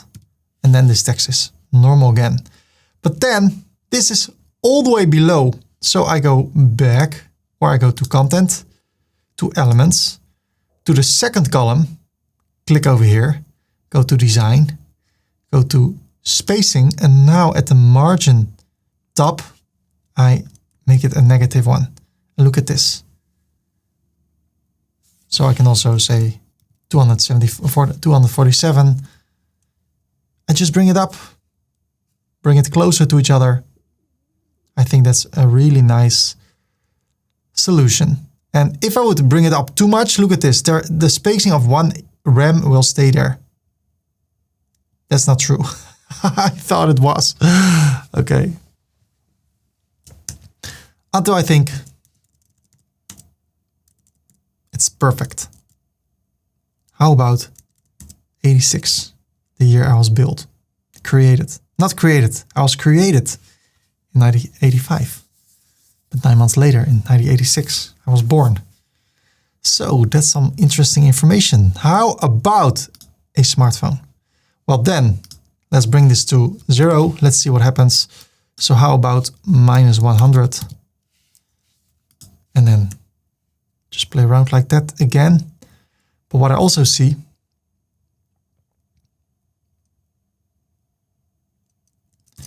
is that this text is on the second line, this one. So I can click over here. I can go to heading text, and it was formatted with the clamp of a heading size. So what I've done here at Ferdy.com, you can go to Divi, hit enter, go for the 2026 tutorial. This is the old tutorial, but I'm making a new one. I will replace it if it's finished. So all custom CSS codes for Divi 5, clamp size for heading. This one is a bit smaller, which will make this one fit. So over here, let's see, I paste the heading size. Now it fits. So also over, oh, wait a minute. I think I should do that on a desktop. Paste it. Then I go over here, get rid of it, paste it over here, get rid of that one, and then paste it. Now it looks like that, and it looks like that. And then I go for, let's see, the row, content, elements, to for the second column, design, spacing. I promise you, the more you play around with this, the more sense it makes. But in the beginning, I was like, what? I have a section. In that section, I have a row. And then in that row, I have columns. And then in the column, I have modules. Where should I do the padding? But that's why I make this tutorial. So I hope you don't have to go through that very difficult situation in my life where I had to learn all that by myself. All by myself. I don't wanna be all by myself anymore. Just leave it in, why not? It's my YouTube channel. I exit the builder and then I drag this to the left.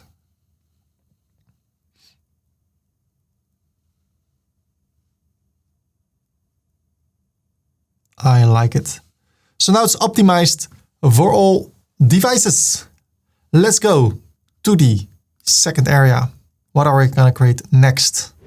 I want to create a second area in our website and I want to showcase some of my expertise. Like, hey, how much experience do I have? How much videos have I made? So I want to show people what I've already accomplished in my field of work. So they're like, okay, that's interesting. Maybe I want to do business with this person. So I'm talking about showing a bit of credibility. Let me show you how to create 3 areas in your website. Drag them up a little bit so there's a nice overflow with the first section with the hero. And then I will show you how to optimize those for all devices. So let's create this using the Divi Builder. I go to Divi, edit the page with Divi. And I want to create a new section. I hover over this area, click on the plus. And I want to have 3 columns. And I want to start with an icon. And below that, I click on the plus. I want to have a counter, a number counter. There you go. So I go to the icon. I change the icon by clicking here. And it is a play button. So I search for play and I grab this one. Then I go to design icon and I change the icon color to orange. It's really big, so over here I can change the icon size. Let's use rem and then I will say 3 rem, not too big. Yes. Then over here, I go to content, to text, the title. Below it's videos. I have more than 1500 videos. So right now you see percentage. I go to elements. I wish I could make this better. Change this to another sign, any symbol, just a prefix or a suffix. Right now I can do that over here, but then it will look weird. The number starts and then at the end there's the plus. Then I go to design, to the title text, and I want to change that. Let's see, text size. I want to change that to body. That is this text over here.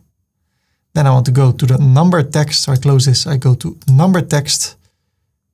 And then I want to make use of the dark secondary color. And the font size, I want it to be H3 and bold. So I scroll up a bit, font weight, bold. So there's a lot of spacing over here. So in order to fix that, I go back to the column. Then at layout, I go to the vertical gap and I say 0 tab. So it comes closer to each other. And then within this module, I go to content, to design, layout. And also here I say 0 tab. So it comes closer to each other. Let's see if it's the same. Let's take a look over here. I want to go to the number title, number text, and the font I want to make use of. The heading, there you go. Okay, now I go to the section, and for the sake of the tutorial, I go, you know what, I will go to the variable manager, go to colors, and I want to create a new color, which is off-white. So it's not white, it's a little bit darker. I save it, apply the changes, and then I go to the section, to content, background, and I grab the off-white color. Now I click over here, then I go to the row, then I go to content, elements, the first column, and then over here, I edit this and I go to the background and I make it white. There you go. Then I go to design, I go to spacing, and I say the padding should be, let's say 1 everywhere, like that. Then I go to the border, and the border radius can be 2 rem. Okay, let me save it. I say command dot, so I see how it looks. I'm happy with the result. There can be a bit more spacing. Command dot. So I go back to spacing and I say make it 2 rem everywhere. Command dot. I like it. And I want to have a shadow. That's why I had this background color. I want to see the difference. Command dot again. And then in order to fix it, I go to box shadow. There are a few presets.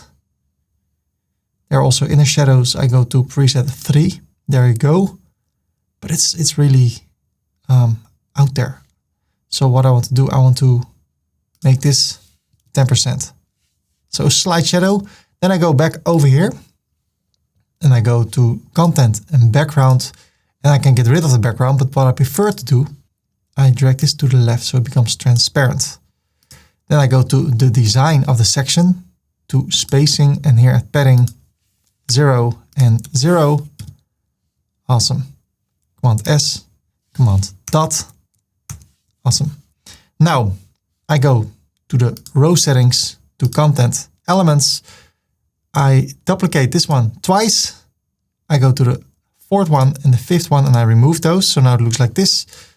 So let's see.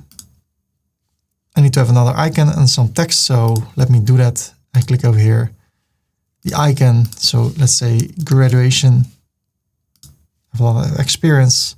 Then over here at text, I say experience, and the number is 25 years plus experience. Then over here, I go for the icon and I search for a bell because it's about the amount of subscribers. 1.2 million subscribers. Save it, command dot. Okay, now I want to go to this section, to design. Spacing, I want to bring it up. So I go to margin, top, and then decrease it. So I go down. Look at this. The only thing is that we don't see this information anymore. So let's go for -80. Save it. Let's see how it looks. Okay. So I want to have more space. In order to do that, I go to the wireframe. Let me go back, get rid of this. Go to the wireframe view, then I go to the button. I go back to the normal view. So now the button is selected. I go to spacing, and then at the bottom, let's see, I think margin. It's in rem, so it makes big steps. You see the space. How about 8? I think this looks decent. But then the question, of course, is how does it look on a different device? So I click over here. It still looks decent. Then I want to go for the phone. And then you see there's a lot of space. Well, what I like is that this is below each other and there's still the passing on, and that is hovering over the other area. So what I will do, I will go to the button and then here I decrease it a bit. Save it. So now for the tablet, we still see everything next to each other. If you make it too small, what happens then? Well, that looks weird. So what I also could do for the tablet view, I can also go to the row settings, design, layout, place them below each other. Then I would like to justify them in the center. And I want to go to the sizing and then the width. Decrease that. This is in percentage. I can also change it to something else.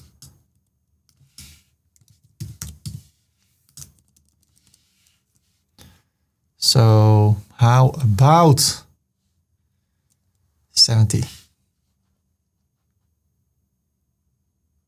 And then for the phone.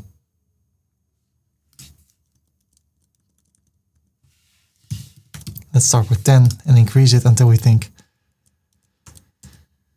this looks great. on the mobile. So, one more thing. Here below there's not a lot of space. Nothing. So we can increase that, or if you use the same background for the next area, it's not necessary. If you want to increase this, then go to the section settings, go to spacing, and then at the bottom, increase it. So I go to RAM. So now there's more space over here. Keep in mind, one RAM is 16 pixels, and I use RAM because it's better for optimizing your website. So ladies and gentlemen, so far, so good. It's counting, and after that, it shows the years and the plus and the plus. I can also have a plus over here, add it with Divi. Click over here and I say plus. Voila. I like to have less space in between, just like here. Really simple. Everything is maybe simple if you know how to do it, but I had to find out how that works. So I go to the rows, design, and then at layout, the horizontal gap. So I always try if it's working by using 1 pixel. Yes. So I go to RAM.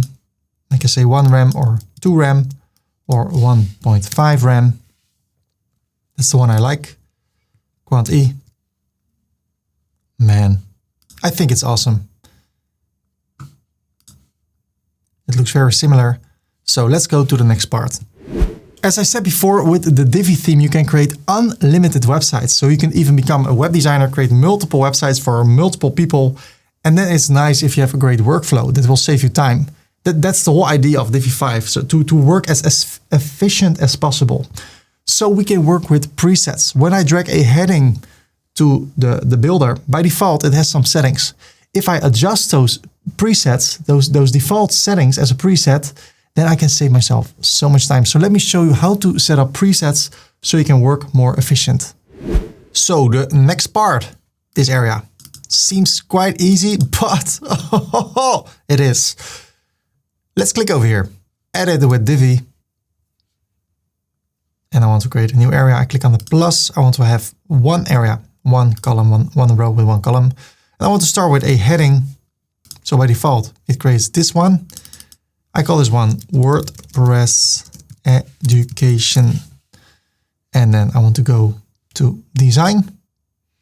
Heading text H2, Montserrat. I want it to be bold. In the center, I want it to be uppercase.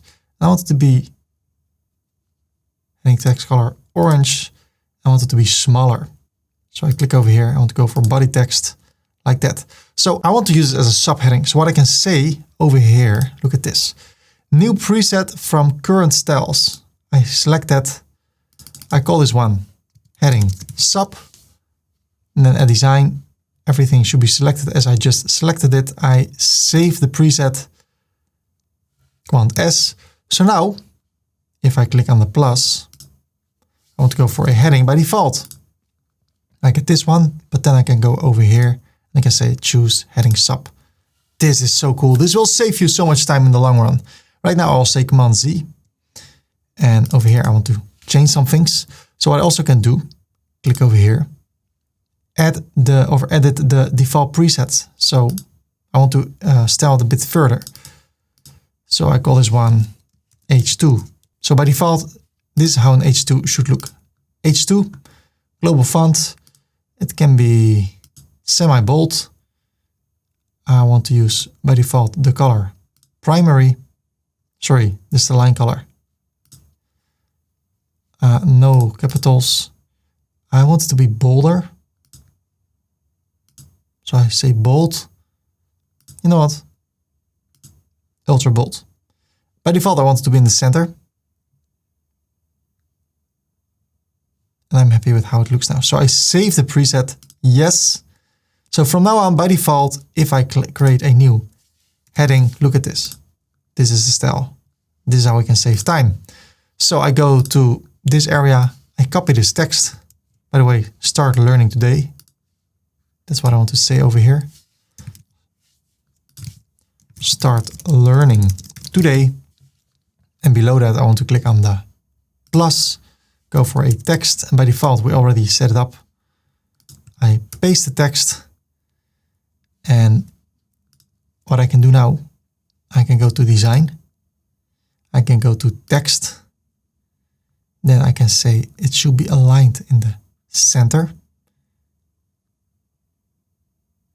I can also give this a style. So if I want to align text in the center, I can click over here, create a new preset from the current styles and call this one text align center. Scroll down all the way, save the preset. What else can we do? If I go to sizing, look at this, the max width. So I say over here, the max width in RAM should be 50. So it's a bit smaller and aligned in the center. So now I can click over here, create a new preset from current styles and call this one max width 800. I scroll down. Here are the settings, max width 50 RAM, aligned in the center. Save. So let's get rid of this. Start over again. One area. I want to have a heading. The heading is WordPress Education. So I click over here. I say WordPress Education. Then I go to this area. And I say make it a heading sub. Okay. Then I click on the plus, a heading, start learning today. So I click over here, start learning today.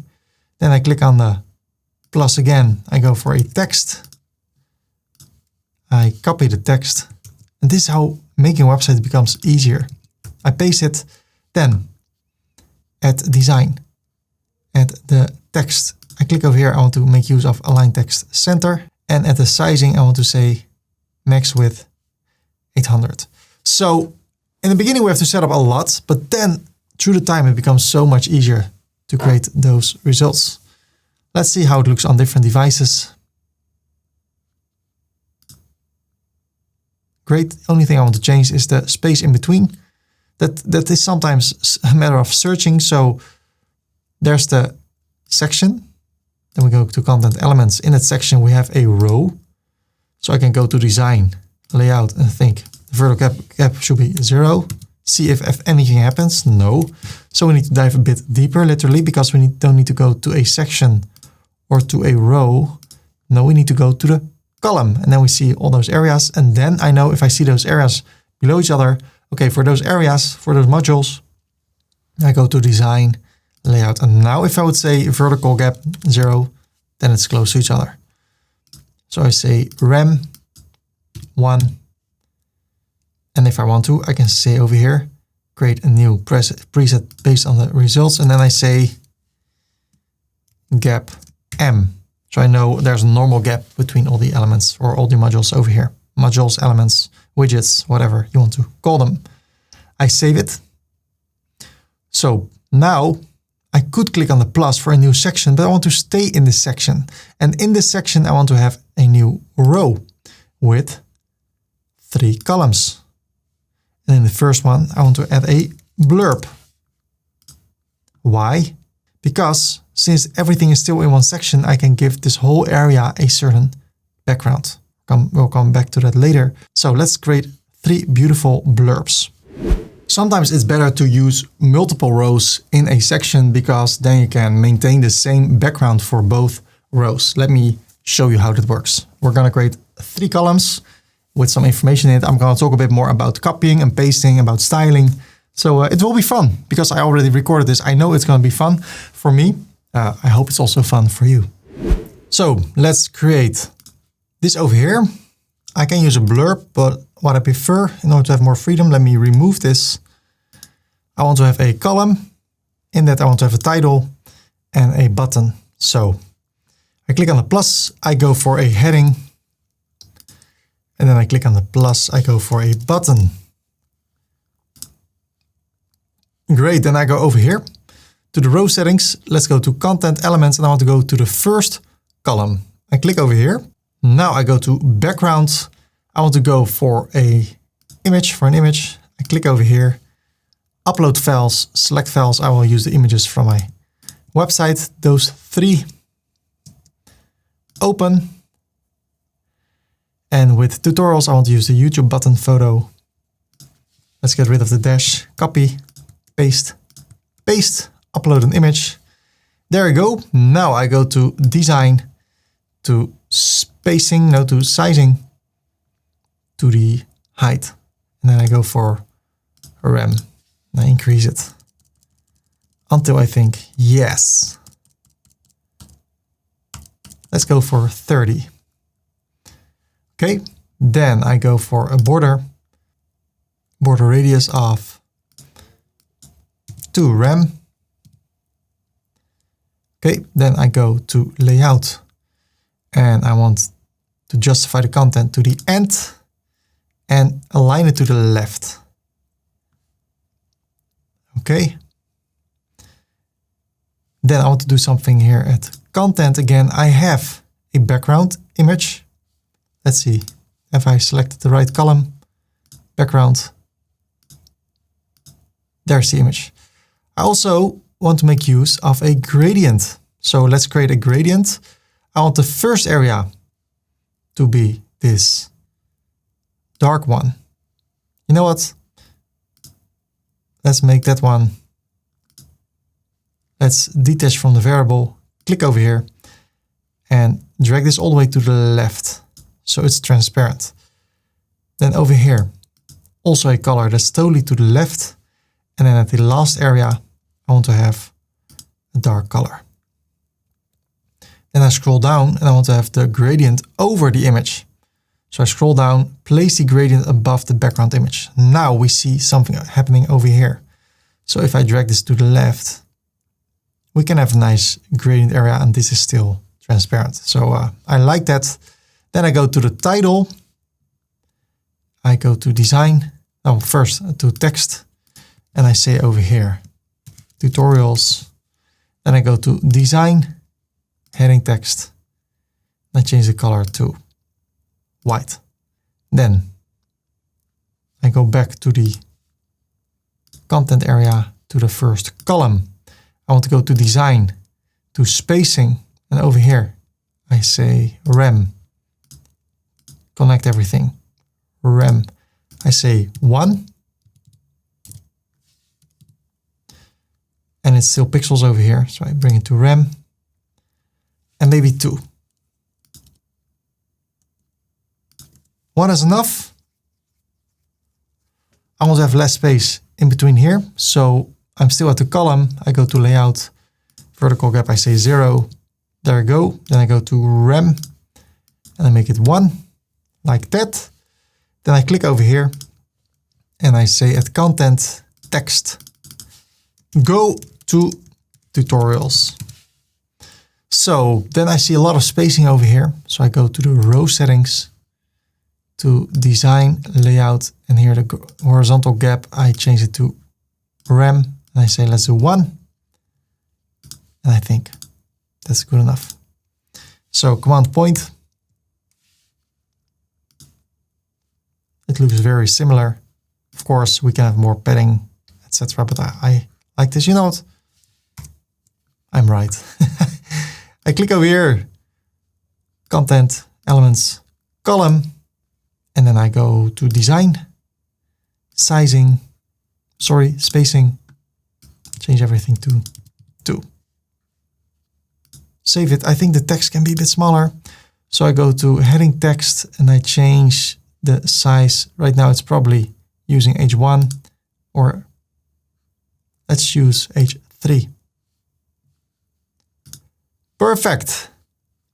Now I go to the section, to content, elements. No, I'm not at the right place. Let's click over here. Yeah. I duplicate the column and then I remove the last 2. Then I go to the second column. I go to the background and I choose, over here at image, I choose this color, this image. And then I go to the third column, background, and I select this one. Save it, command dot, really nice. Don't be fooled if this doesn't work. You think, oh no, the buttons are not working. Well, just say command dot, command E or control E, and now the buttons are working. So I want to bring this a little bit up. So I edit this with Divi. And then I go over here to the column background. Let me see the gradient. And I bring this to the left. And then I can go back to content elements, column 2, background, gradient. Bring this to 42. Then I go back, I go to elements, the third one, background, gradient, 42.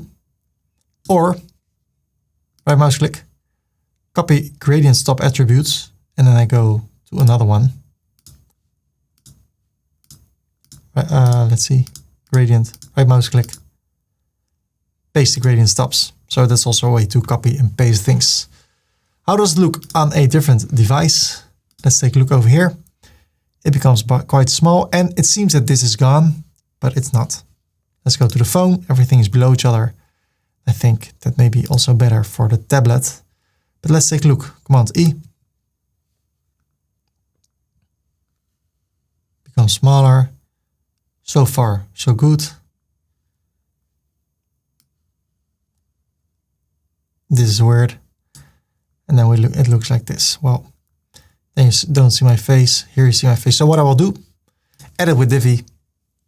I go to the row settings, design for a tablet, layout. I say bring everything below each other. Then I bring this to the center. Let's go to sizing. Let's go to width. How about 100? And then it looks like that. Save it. Command E.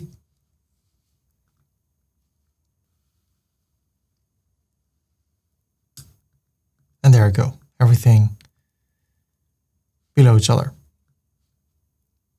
Make smaller. Okay, over here I would like to have some more spacing. So let's see what happened there. I know, because I said over here at design, sizing, that it should be 100%. So here I would like to say 90, and then it will be back. Command E.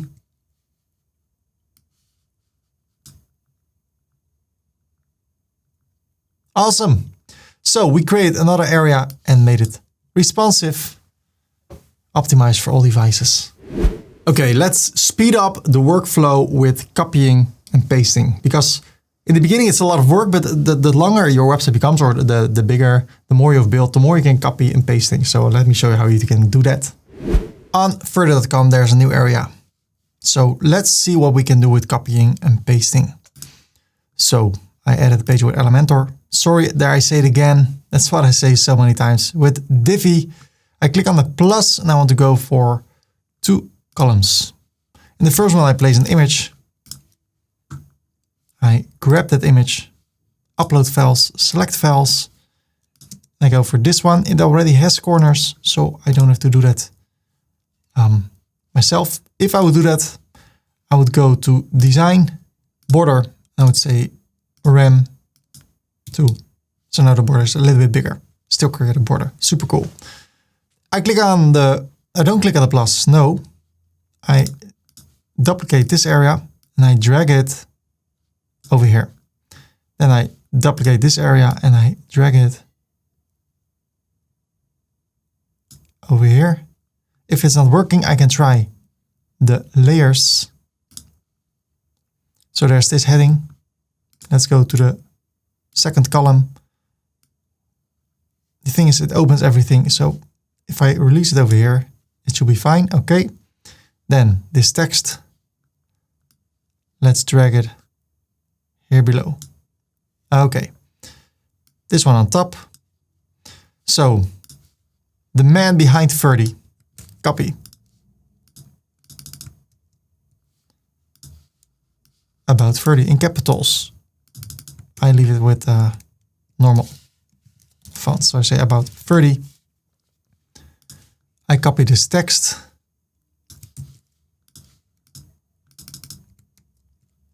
It's a lot. So if I save it and I say command dot, there's more space needed. So what I can do, I can use less paragraphs or go to ChatGPT and make the text shorter. So a few things I will do over here.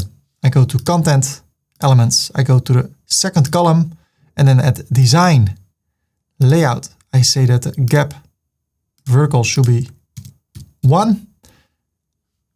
Over here, I bring this to the left. So let's go to heading text, left over here, left over here.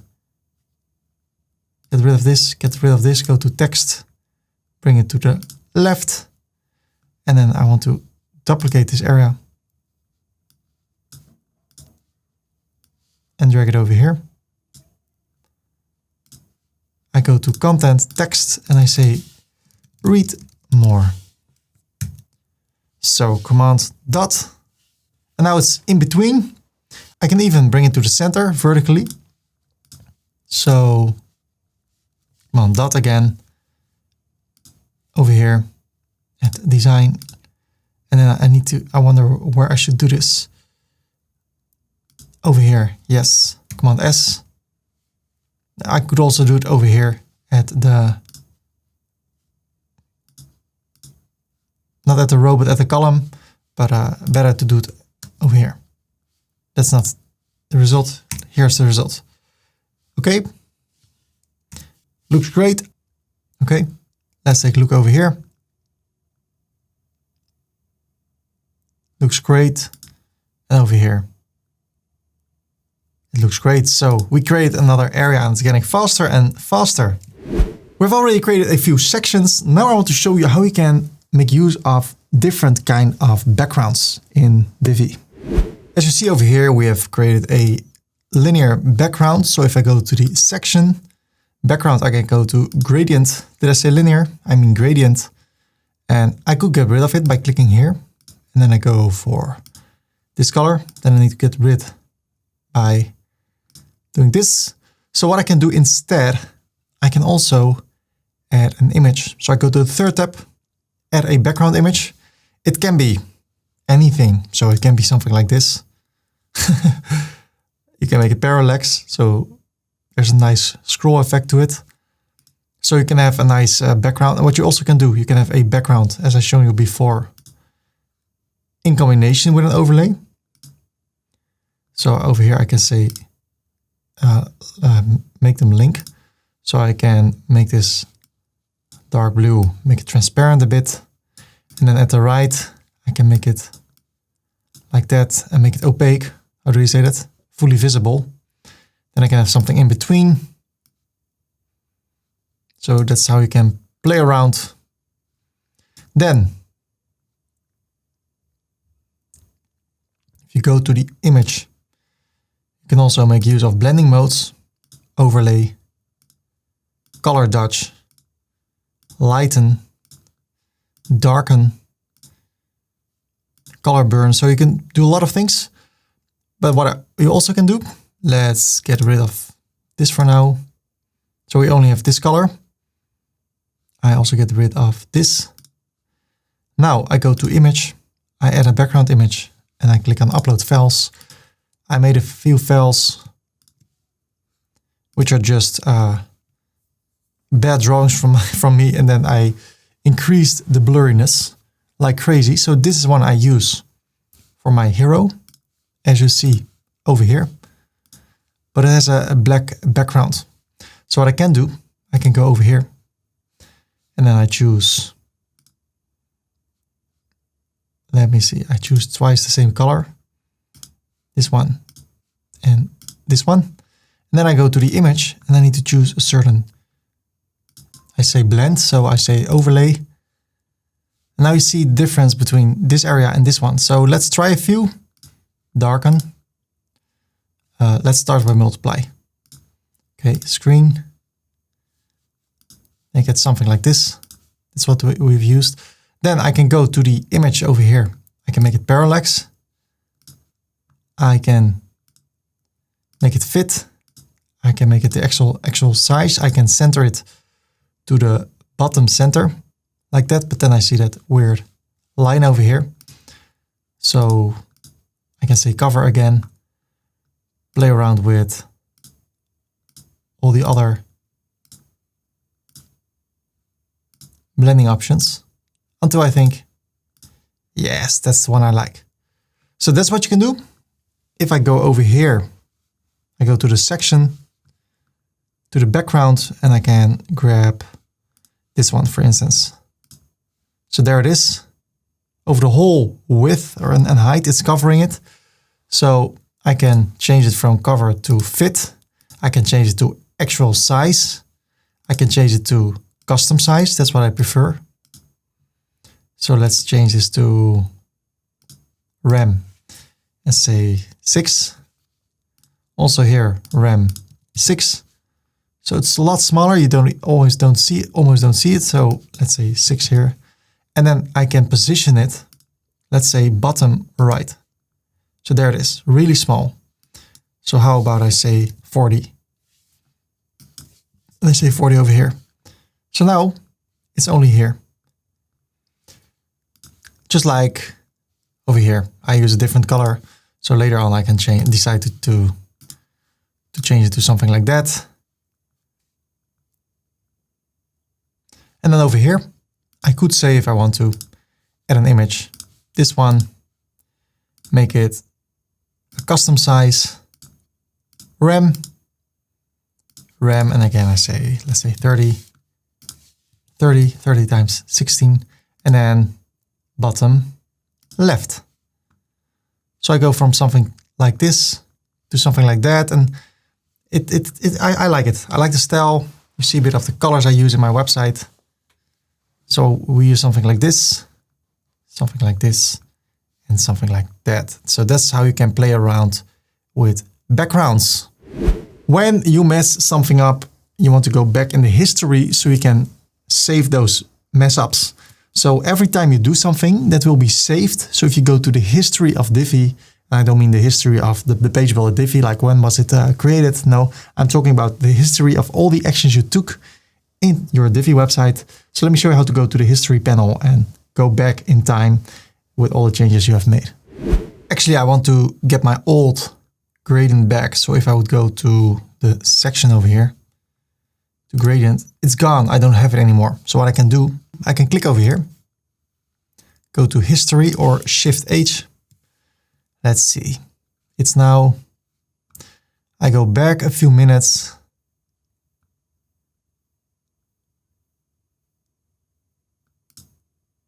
Okay, I need to go back more. There it is. I like it. So now those other backgrounds are gone. So real quick, click over here, add a background. No. Background here. This one. Make it custom size of RAM and RAM 30 and 30. And make it bottom right. And then over here, I can do the same. So that's how you can make use of history. Shift H. And you can go back if you want to. I like it. Command S. Command E. So I have back, and over here I have my other background. We're going to create a new section, and now you're going to learn a bit more about how you can style things, style different modules. And of course, this is the website I'm going to create. But when you learn how to work with this through this tutorial, you can also create your own content. So I do my best to show you how to create an amazing website and how to style everything.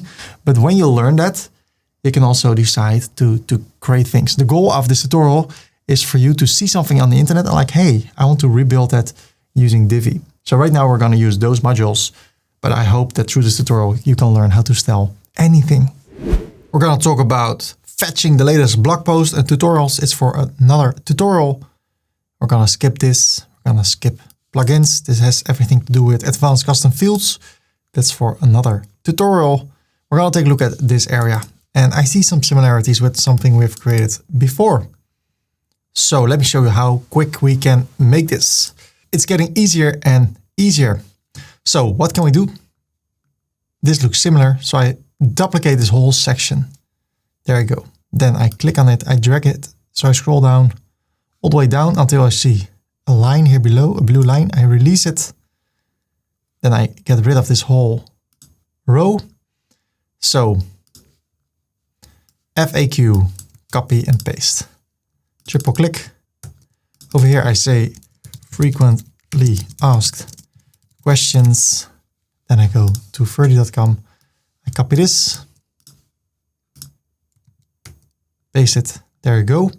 And then I click over here. Let's see, where am I?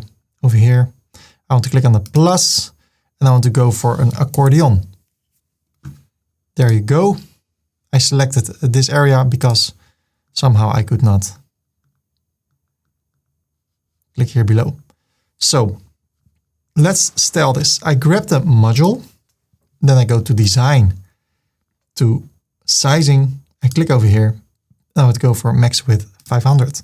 And if I've not created that yet, what you can do, you can click over here, change it to something else, then say new preset from current styles, and then you can give it a name. That's how it rolls, how it goes. By the way, I did not copy the text. There was a glitch, I guess. I click over here, then I go to content text, and I paste it here. So now I go to this module. Then the same thing with border. I click over here and I go for, is there no border preset yet? Wait a minute. No? Okay. Let's go for Ram 2. There we go. Then the border 0. And then I say over here, new preset from current styles. And I call this one border radius M. Scroll down, save the preset. Okay.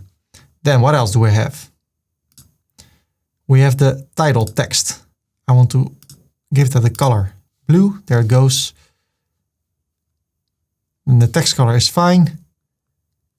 The title font is the heading. The title font weight, it can be bold. I use body text. Then there's the close title text for over here. And I scroll up. I want to do the same. So I go for the primary color. I go for the heading. I go for bold. There it is. Only the background should be different. So what can I do? Let's see. The toggle. Toggle background color is white.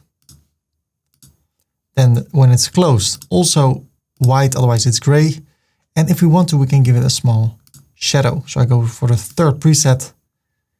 And then I say, make it 10%. Okay, then I go to the text. Let's see, where's the text? Body text. Body font. Oh, no. I choose body. Font weight is okay. Text color is okay. Size. Let's go for the body text. There you go. Line height 1.8. Now we're getting somewhere. So if I would go to content, elements, I can duplicate it a few times. So let's go to the first one. What is WordPress? So I copy this. And over here, edit, text. I paste the question. I paste the answer by copying it here. Pasting it there. Let me fast forward and come back to you. So if I save it, Command point, it looks like this. If I cannot click, I say Command E.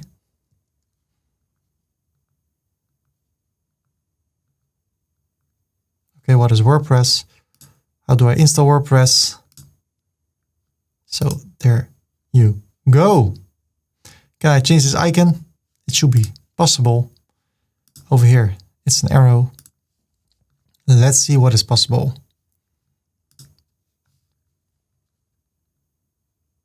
Toggle icon, arrow. Okay, but it doesn't change when you click on it. So you can also do an arrow to the right. Arrow. Let's see. Something like this. And then the design icon. Which color is it? Save. Command E. Very, very nice. Then the question is it optimized for all devices?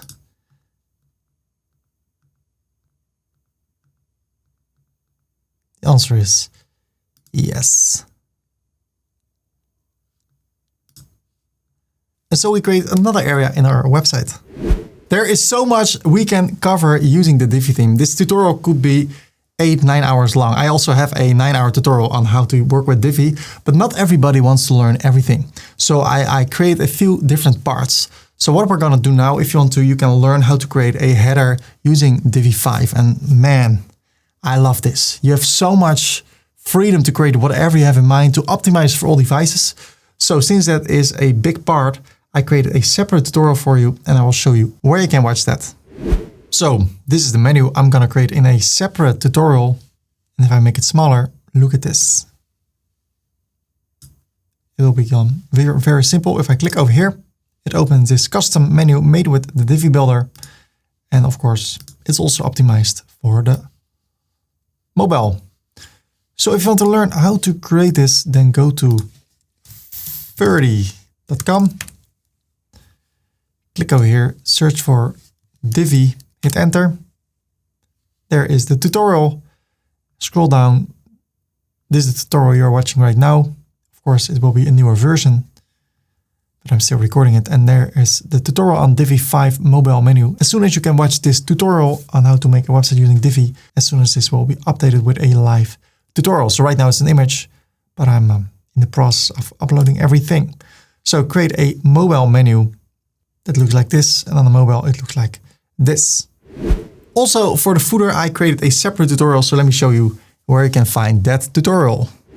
The same goes for the footer. I scroll down and I have my footer over here. Also this one is optimized for all devices. For the mobile.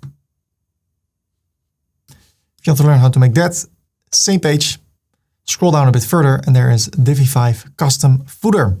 This one. So if you want to learn how to create that, you can click over here.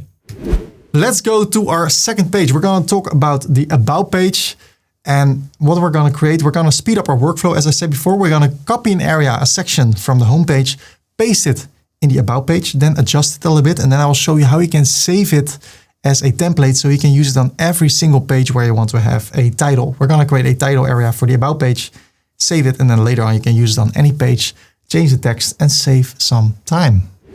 Let's go to the About page. So if I go to my example website about Ferdy, I see this title. And if I go to tutorials, I see the same area, but with a different text. Recommended, it's a little bit different. So let's talk about tutorials. About Ferdy, I want to create this area and save it as a template. So in order to do that, first I open the About page in a new tab, holding Command or Control. So there you go. I want to edit this page with Divi, edit with Divi, but also the home page, edit with Divi. Why? Because I want to copy something. I want to copy this whole section. So over here, right mouse click, copy section, and over here, right mouse click, paste the section below. So I get rid of this one. So now we have an exact copy.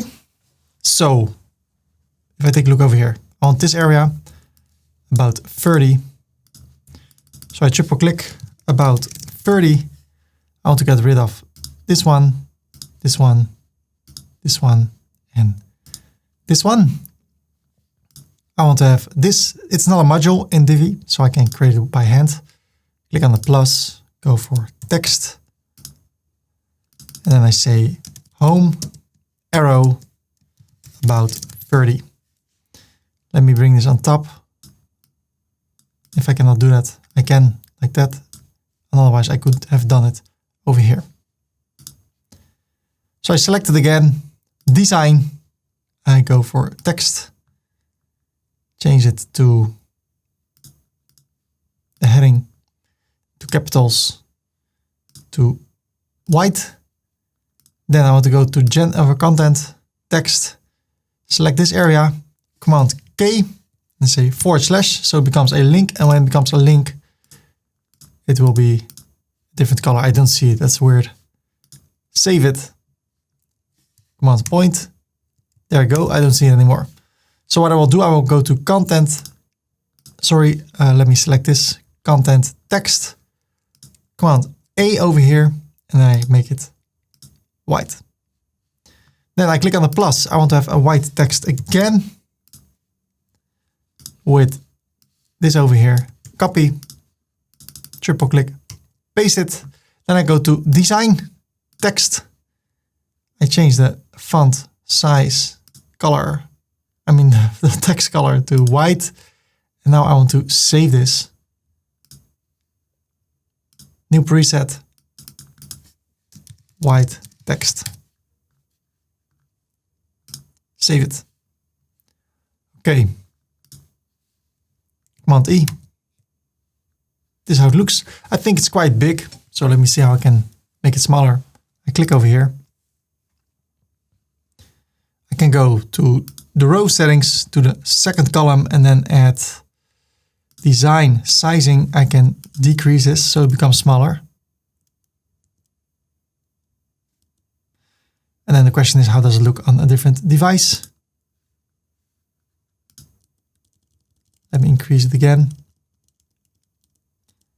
And what I want the text to be in front of the image. So I go to the image, advanced, position, z-index -10. If nothing happens, I go over here and make it 999, 999. What is happening? This is sometimes how things go. I go to the left column, advanced, position, 999, 999. There it is.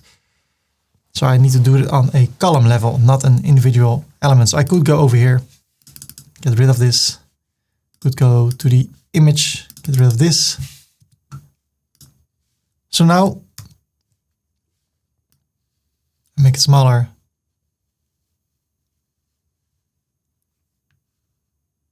Over here, I want to change it a bit.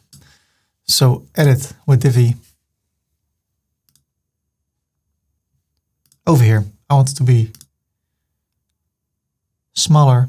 I could also do that on the level of the column arrow. So I can go to the left and then I can go to the right with my arrows. I go back to the column, sizing. Oh, I'm at the wrong column, I guess.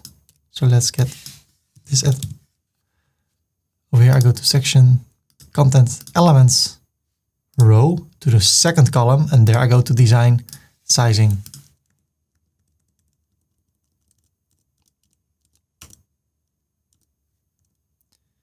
Okay, let's keep it with 41. Spacing, I decrease it a bit, so I see a bit more of my face. Keeping in mind that there's also a top bar over here, a header. Great. On the phone,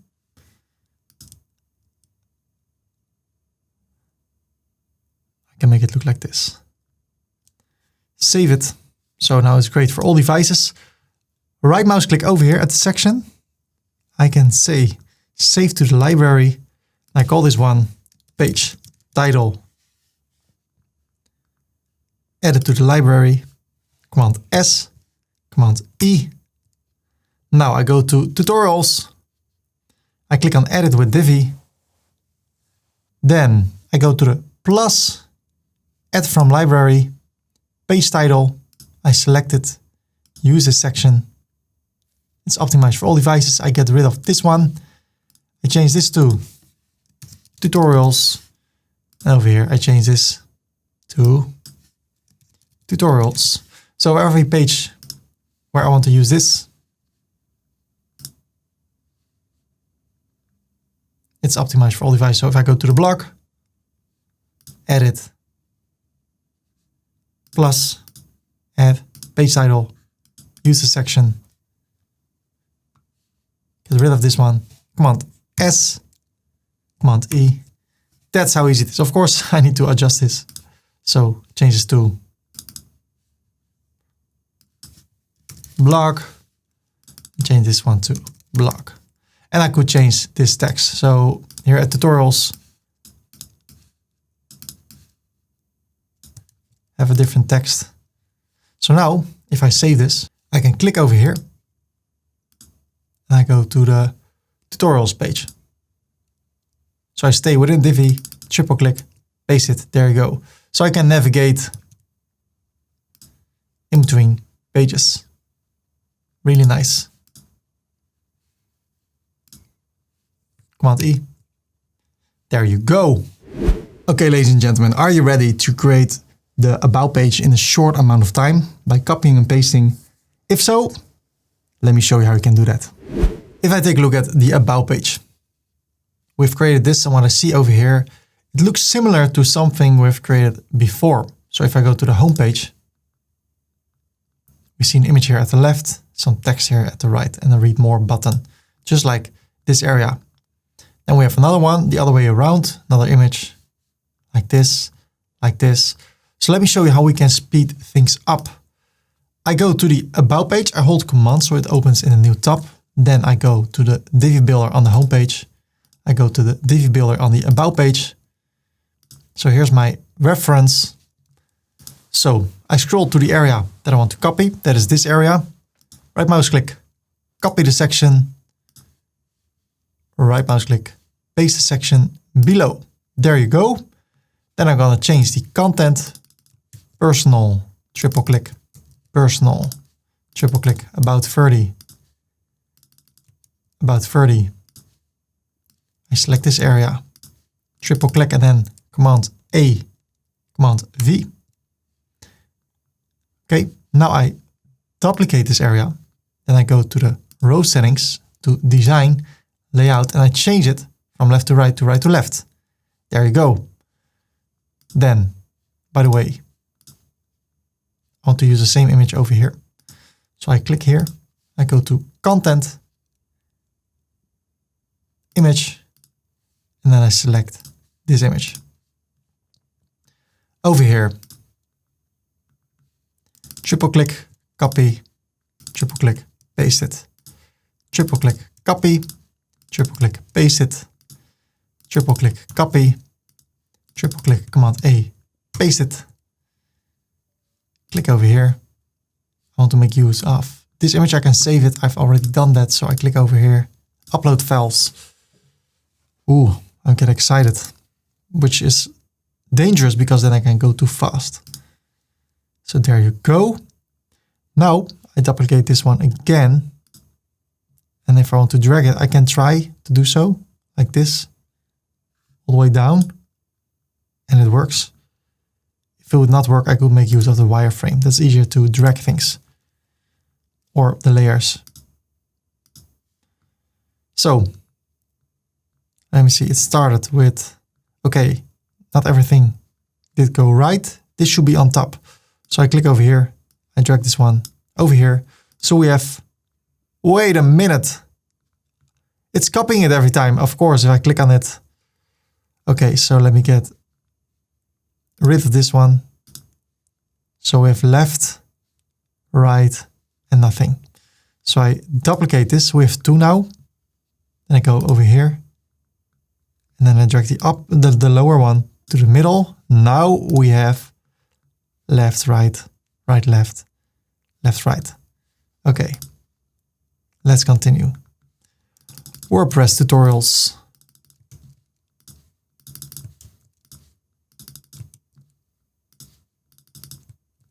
select this, Command C, Command A, Command V. Okay, then I want to copy this one again. There you go. I drag it here below.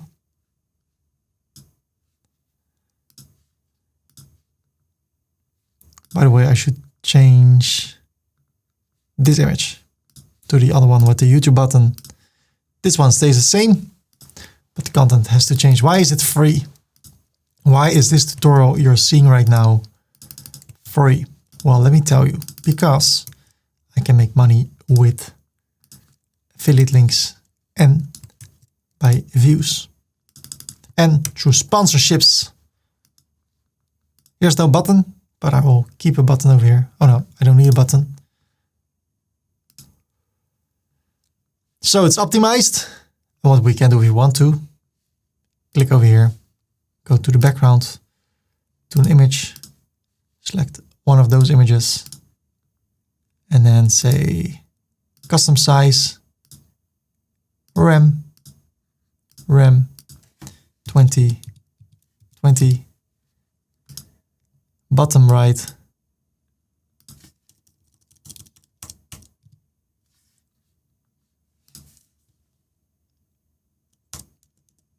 play around with that.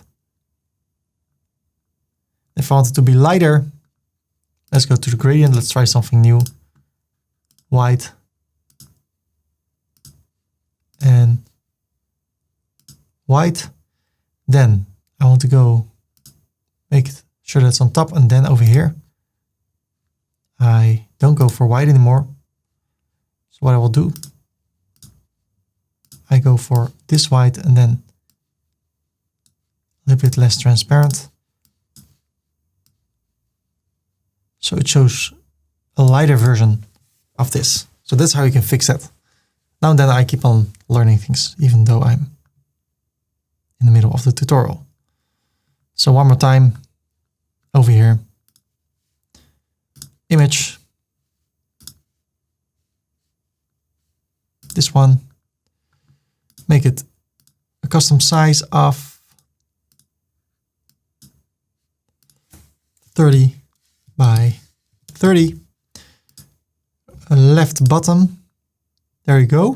And then if I think it's too harsh or it's too bright, I can go over here for two white colors and then change the opacity.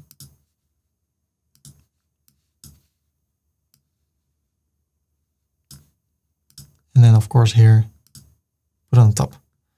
There you go. So that's how we can create a page fast using copying and pasting, and everything is already optimized because we did it on the homepage.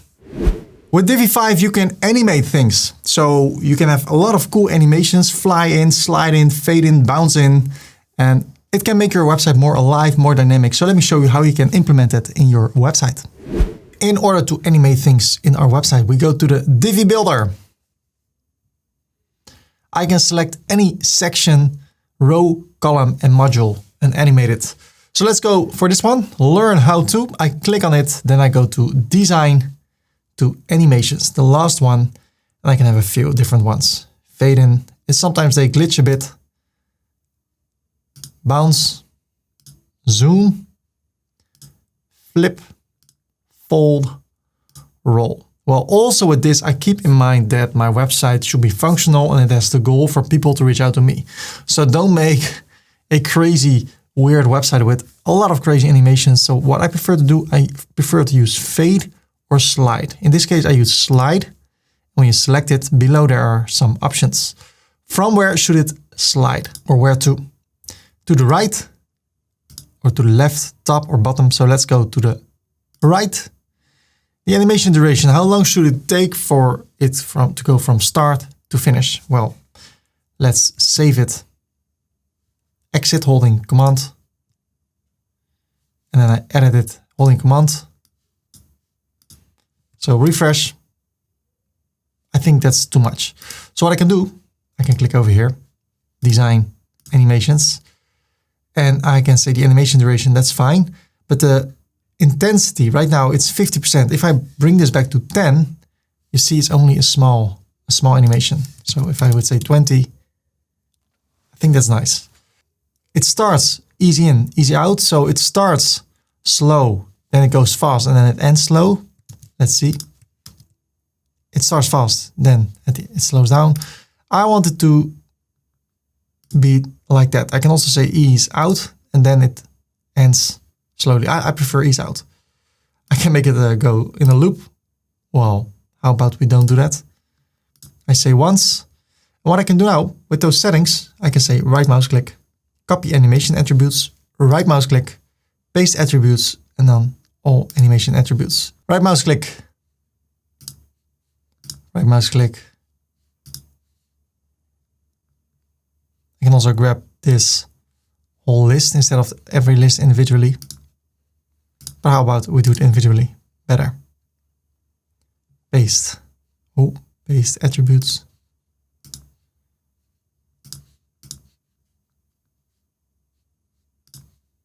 And the latest one. Okay. Command S. Let's refresh this. There you go. Now I want to add some delay. So I go over here. Keep animation open. So let's start with after 1/4 of a second. Sorry, this is the first one. And that's duration. I want to have the delay. So 250. Then I go to the second one. Change this back to 1000. And then over here, say 500. Then over here, I bring it to the left. And I say after 375 milliseconds. So in between this one and this one. The third one is after 750 milliseconds. 1000. 1100. Those go faster. 1200. And then 1250. And then over here, now I go to the row. Let's go to content, row, and then I select the first column, design, animation, let's say slide, to the top, after 12 or 1500 milliseconds. Sorry, it takes 1 second. The delay is 1500. It starts with 20%. And I go for ease out. So now, copy, right mouse click, copy animation. I go back to content, to the second one, right mouse click, paste them. Then I go to the third one, design, paste them. And then over here, sorry, add animation. I say 2000. And over here, let's go to elements. Sometimes it's hard to find the right column. Click over here. I have to click a lot. Animation. I say 750. So I save everything. Look at this. I refresh it. And it looks like that. Well, that's quite a lot. What you also can do if you scroll down, let's say over here, you can keep it really easy. Click over here, animation, slide from or to the right. Then I go over here to content. Okay. Make sure this column is selected, design, slide to the right, no delay, sorry, to the left. And now what happens when I refresh the page? I see all those animations. Now when I scroll, look at this. Oh, that's nice. I can also have a delay over here. So I say delay 250. And then over here, let's see. Yeah. I go to delay of 500 and let's make this 20 again, not too much. Also over here, 20, save it, refresh. So now I'm scrolling and I get a really smooth animation, and I can do that with everything if I want to. Keep in mind that when you use animations, the more you use, the slower your website becomes. If you're hosting at Hostinger, everything will be fine, but keep it in mind. Don't overdo this. This is a little bit overdoing it. If I go to apple.com, okay, they also use kind of animations. But if I scroll down, everything is static. If I go to tesla.com, you have a video, but not a lot of animations as you see. So it can be nice, and I just want to show you what you can do, but it's up to you if you want to use it. I was talking about making your website more alive with animations. You can also have hover animations. So those animations occur when you do certain things on your website, especially when you move your mouse on certain places. So let me show you how to create hover animations for any single section, row, column, or module in your website. In order to create a hover animations, we can go to any section, column, row, or module, click on it. Then I click over here and I go to hover. Here at design and at content, everything that's not grayed out like this can be changed. So this cannot be changed, but if I would go to sizing, this can also not be changed. If I go to spacing, here I can change things.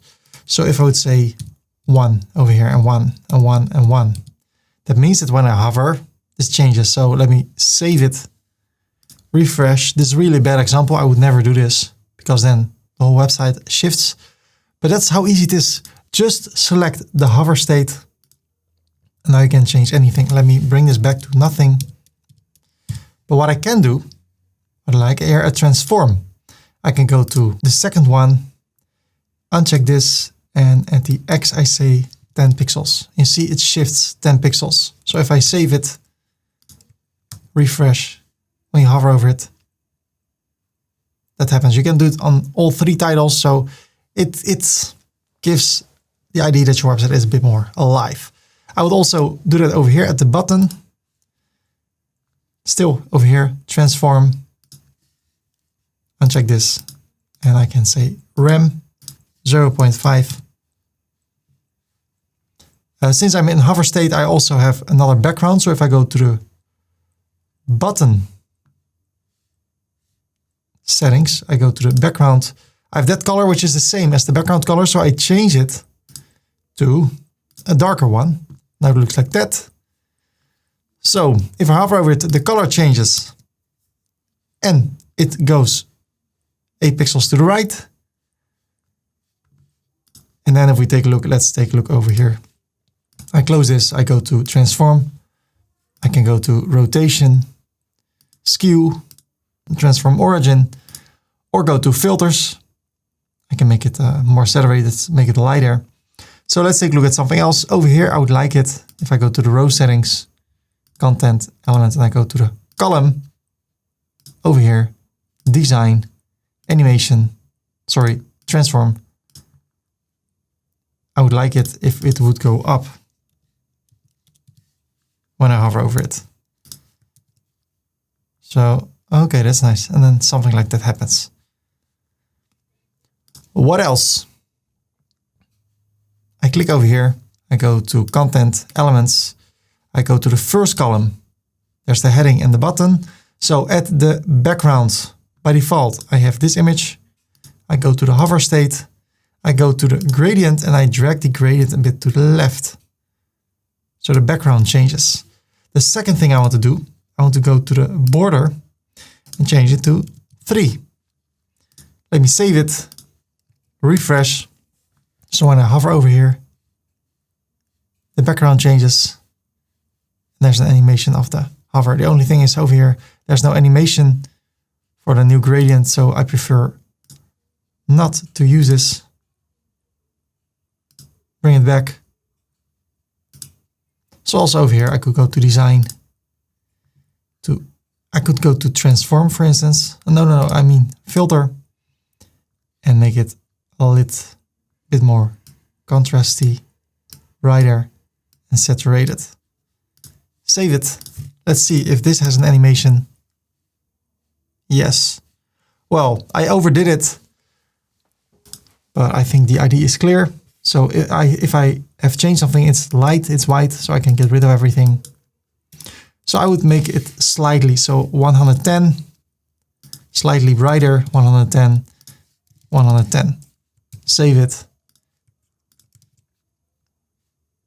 That's okay.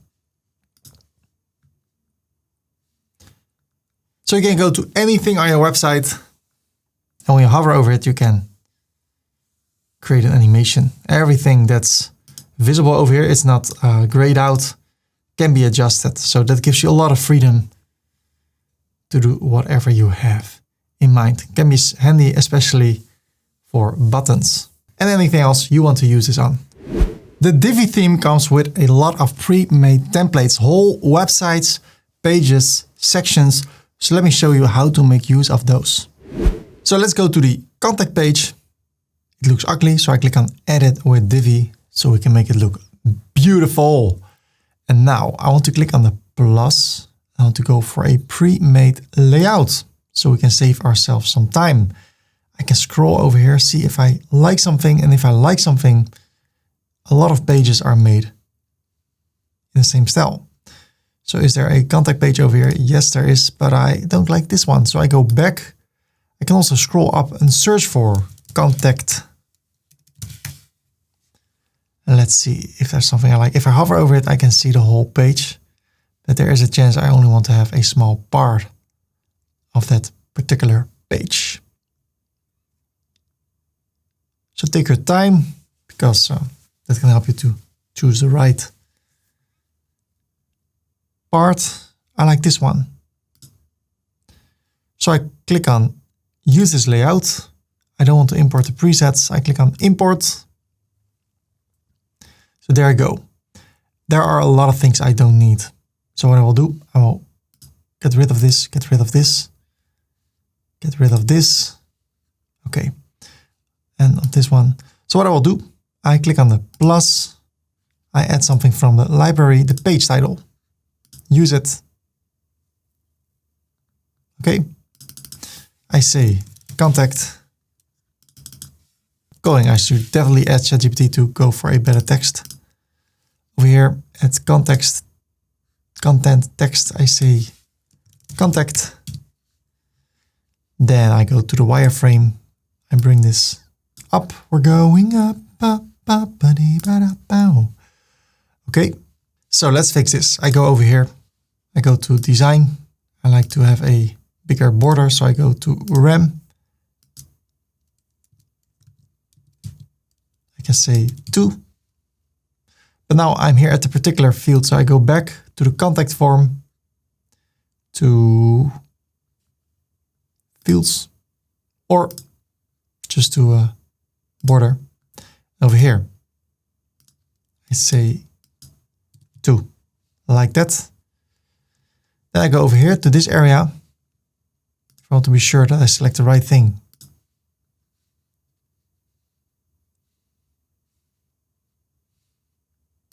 I click over here, go to content and go to the second column. There I go to design. No, not design, background. I still have to get used that background is at content, because at content, even though background is part of design. But that's why I sometimes go to design. So I go for the dark blue. Okay. Then I click over here. I go to design, text. I want it to be light, and I want to go to the image and icon. I want it to be, let's see, the second color, I want it to be orange. Also over here, orange, orange. I don't need this. Over here, I go to the text, make it light, and then if I select this, it's still there. It's so easy to adjust things. And here I need to go to the content, to the text, select this area and just make it white over here.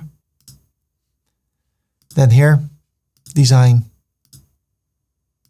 This is a heading. I need to check which heading it is. It's H4. So design heading text H4. Make sure that the text is white. Over here, button background. I use orange. And then if I hover over it, I choose this one.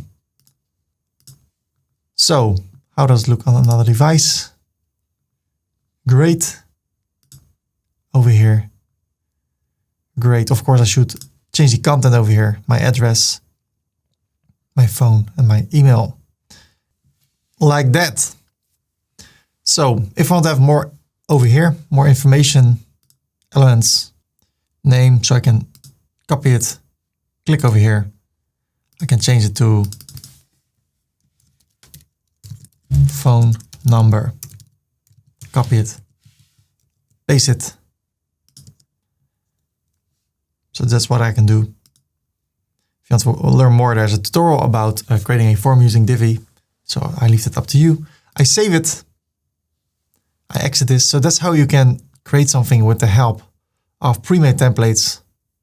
And of course, this over here should be H2. And then over here, design, heading text, H2.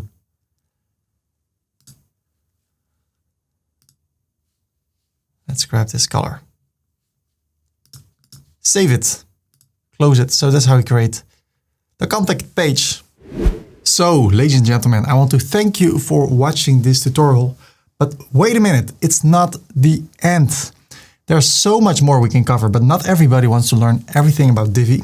So what I've done, I created a playlist and I created a website where I show you step by step which tutorials you can follow, because I'm about to create more tutorials, because we can talk about advanced custom fields, about creating a blog area for your website, creating a portfolio, other amazing upcoming features from Divi 5. So in order to find those, let's go to ferdy.com, hit enter. There you can search for Divi, hit enter. And then over here you see the tutorial you're watching right now, Divi for beginners, Divi 5. This is the tutorial you're watching right now. Of course, I'm showing the old one right now because I did not upload this one.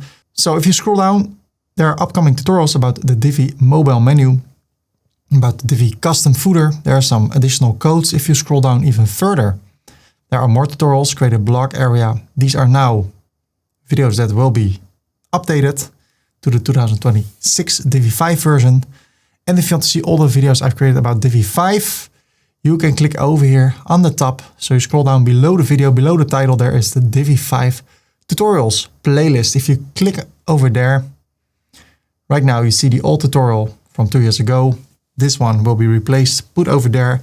And after that, I already edited those videos, will be placed the videos about creating a mobile menu or a responsive menu for tablet and mobile, creating a custom footer. And I will talk there about advanced custom fields, about styling the blog page, styling the portfolio page, and how to optimize your website for the search results. So this is it for now. Thank you for watching. Go to that place on the internet and there you can watch more tutorials to learn more about Divi. If you like the video, please like it. Feel free to subscribe for more upcoming tutorials. And then I wish you the best in everything you do. Bye-bye.